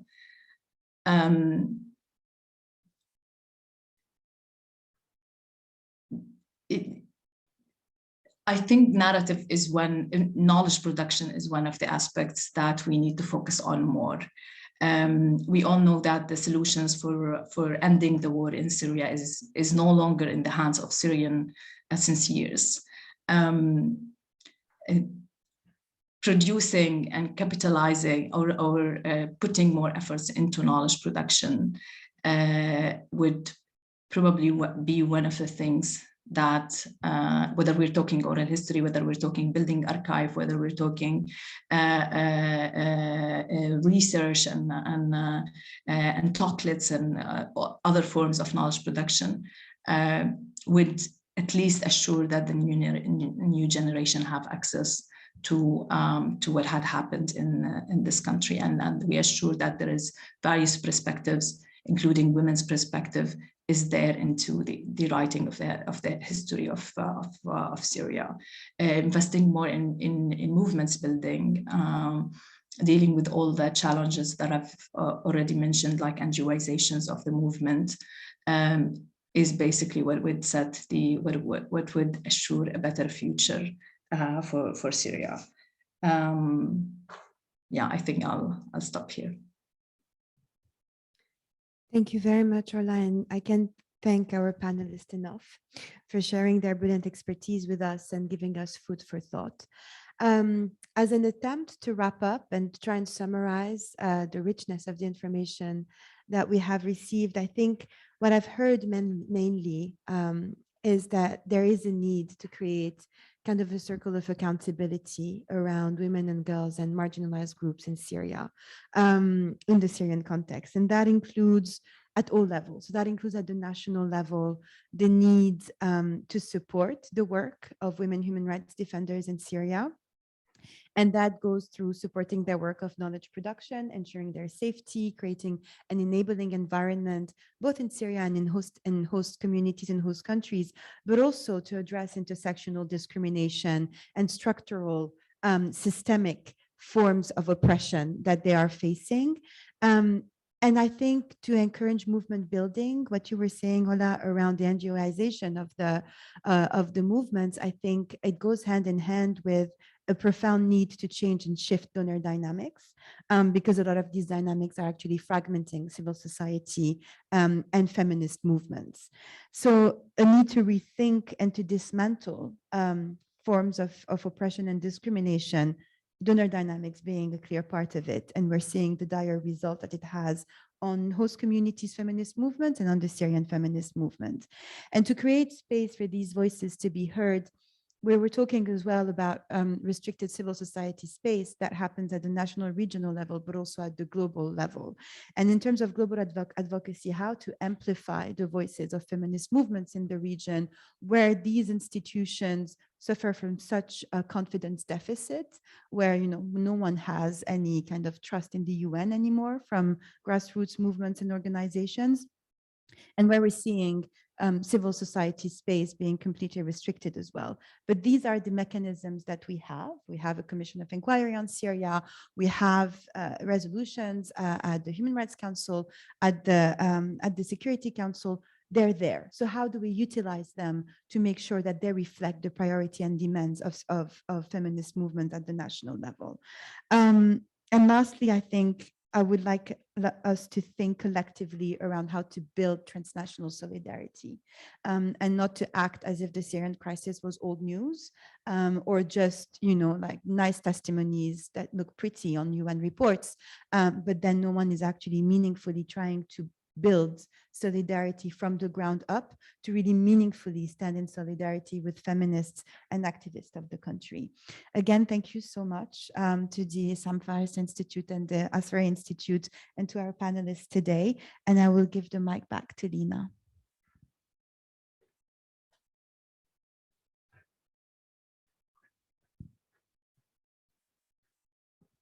Thank you. These were really, really rich conversations. I want to thank profusely our panelists, Oula, Rola, and Mona, who were with us, Reham and Carla. I'm very happy that we had young voices, that we had fresh voices. And I just want to conclude with forward-looking conclusions and comments. For us, as I said, this is the beginning of the conversation, and also the commitment to continue to convene, to provide a safe space for young activists from Syria and outside Syria, for young intersectional feminists within and outside Syria. And also thank you, Paola, for pulling all these rich comments together, for the recommendation that you have pulled together. I think these would be the building blocks for what we will be doing soon, and I'm very happy that you will be coming often to help us with this. May I ask my colleague Joseph for concluding observations, and I'm going to turn back to Nadim after that, and then to Christopher. Thank you, Lina. I won't have exactly concluding observations, but a few words. First of all, as you said, it's only the beginning of the conversation, and I think definitely we should pursue it. Lina sent me a short note a few minutes ago saying that admit that the quality of the conversation is much better when you have more feminists in the room. In fact, like you, sir, I'm a convinced feminist myself, and I take pride in that, and I agree with you. We will and we shall pursue this conversation. As Nadim said also, and I really liked what he added. And thank you, Nadim, for being us. And I think that this is also the start of a longer and more solid collaboration between us. As you said, I think also we should inject a little bit more critical thinking about all these issues. We should also inject some social science and some thorough research in this. And I think that this is probably the roadmap that we will let's say, engage into together. And this is what Issam Fares also will do. Syria is definitely a topic that is at the core of our concern. It's also an interest for me personally for a long time. We will soon engage in that in a more, let's say, macro-political also approach. But your angle, your reading, and your approaches were not only important, but I think that they are key. It's not only a matter of adding a voice or adding something on the table, but it's really at the core of the issue. And I think that without it, not only we miss part of the explanation, but I think that also we skew and we deformate the solution that we are trying to seek. So definitely it's the pledge that we will continue together. I really learned a lot. I think that also the public learned a lot. I thank you very much for the depth of what was put on the table today. Nadim, thanks again, and hope to see you soon in other events. Lina and the Asfari Institute, really thank you wholeheartedly, and our friends from the Swedish Embassy, a huge thanks. And I think, and I hope, and I look forward that we continue working together on this issue and other issues as well for the better good. Thank you very much, and see you next time. Nadim, can you share with us your thoughts about after this conversation? Yes. Can you guys hear me? Yes. Perfect.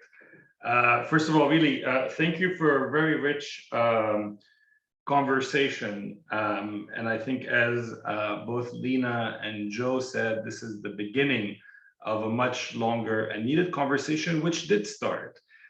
And keeping sort of the critical hat on for a Friday morning, for me, what is still a big challenge, and I speak here as you know, in terms of the real challenge we face in Syria today, is what I would consider the input that feminist movements in their sort of intersectional approach can bring to policy solutions and recommendations.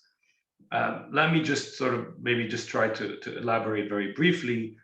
It's clear, and I think this conversation for me made it even clearer, that the feminist input into knowledge production and into rethinking who sits at the table has been tremendous over the last 10 years and essential. And I think what Oula was talking about the importance of knowledge production, the sort of knowledge, in what language we produce it, who owns this knowledge, who's taking ownership of it, I think is really key and important.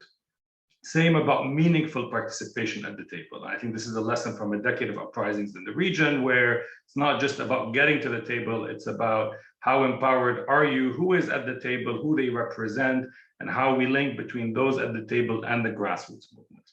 Where I still struggle, and I just want to sort of leave you with that thought, is how do we translate all this into inclusive policy recommendations? Because what I have been hearing, and you know, I've actually been part of that contribution in the last 10 years, is we add recommendations. So you need to support more education for girls. You need to support more education for, you know, more resettlement positions for particularly vulnerable groups X, Y, and Z.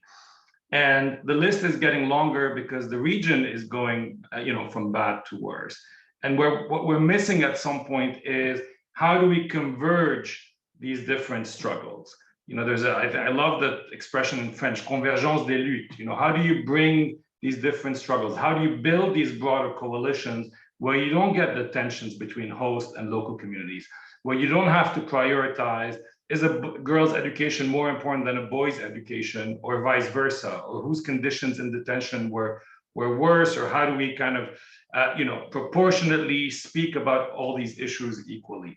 And here I feel the international community, but even many of us in NGOs, think tanks, and the UN have failed because we haven't necessarily built these sufficient bridges.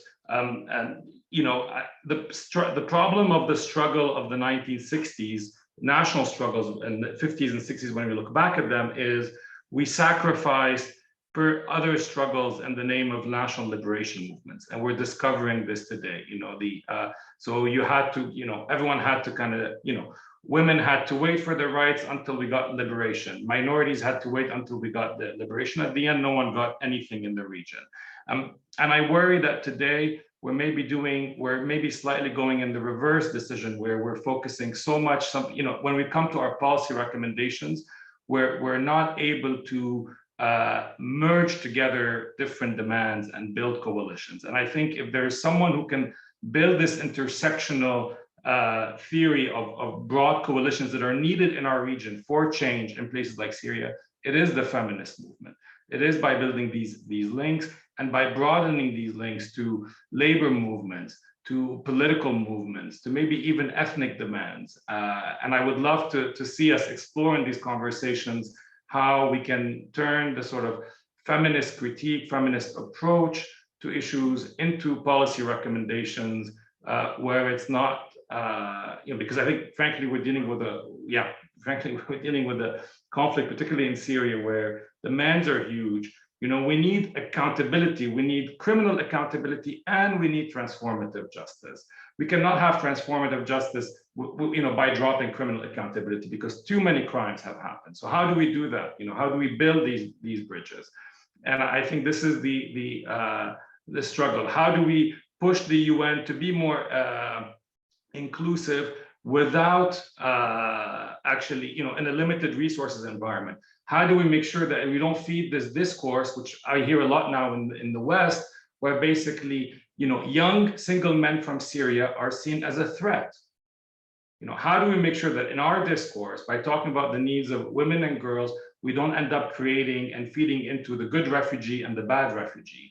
That young Sunni Arab men are not terrorists, because this is, ask any European country today, who you want to take? They will say, well, we're happy to help the women and children. We're happy to help the minorities, particularly the Christians, but we're worried about this population.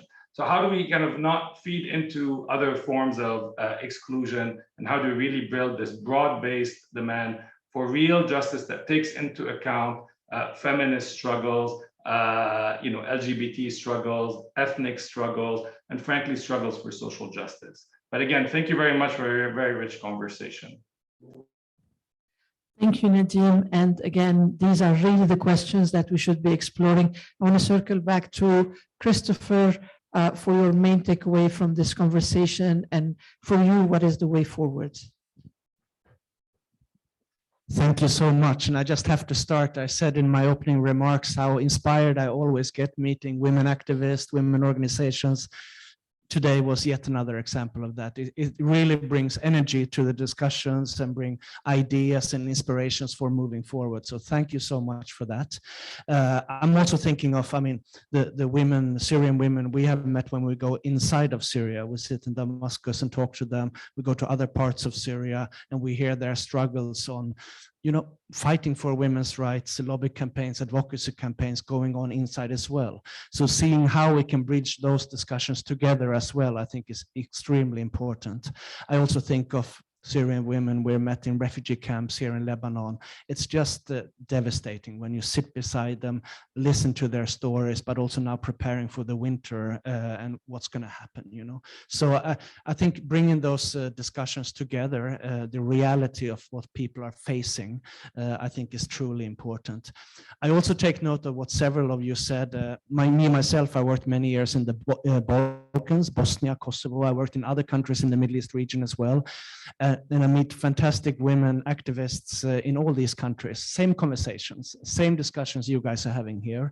And I really think whatever we can do to bring those conversations together, moving forward in a united force is helpful. It's happening, it's ongoing, but I think we can amplify this even more. Because I also believe in then giving energy to each other and bringing voices to each other and giving inspiration to each other. And when we talk about, and maybe to conclude, when we talk about women's rights and feminist movements, I think we need to be clear, try to not to keep it purely as a woman issue, and which was mentioned here as well.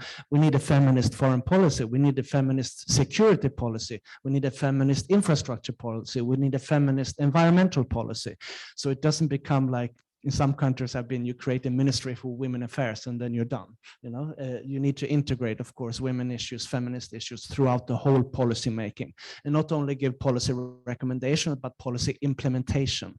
We have seen so many great laws, reports, action plans. Fine, it's great, reports, studies and everything, but where's the implementation? Where's the actions? Where's the sort of political decision making moving this forward? So I think this is what I bring with me from today, and where we will keep on fighting as Sweden, as SIDA, in our cooperation, supporting all of your organizations and supporting women's, bringing out voices from women and girls especially. So thank you so much, really inspirational, and thank you so much, Lina. And I just want to thank wholeheartedly Dawlaty, Badael, and Women Now. I think the work that these three feminist organizations are doing is amazing. It's been, the depth of the understanding, the depth of the intervention, and the serious way in which, we're trying to understand what is happening and how to deal with it from an intersectional feminist lens. Thank you, folks, all of you, and thank you, Reham and Carla. Again, the commitment is to continue to have the space available for vibrant young voices like yours, to continue to understand from you what needs to be done. We're not able yet to make sure that we can have a space that is for women refugees, that is for queer refugees. This is something that we need to struggle to make sure that it's safe, to make sure that people are confident enough to be with us. But that's definitely something that that is very dear to our heart. Paola, you've done an amazing job, and thank you so much. Thank you to all of you. Thank you, Helen, that evening, which basically was the genesis of the idea. And to those of you who were with us online, and we'll see you next time.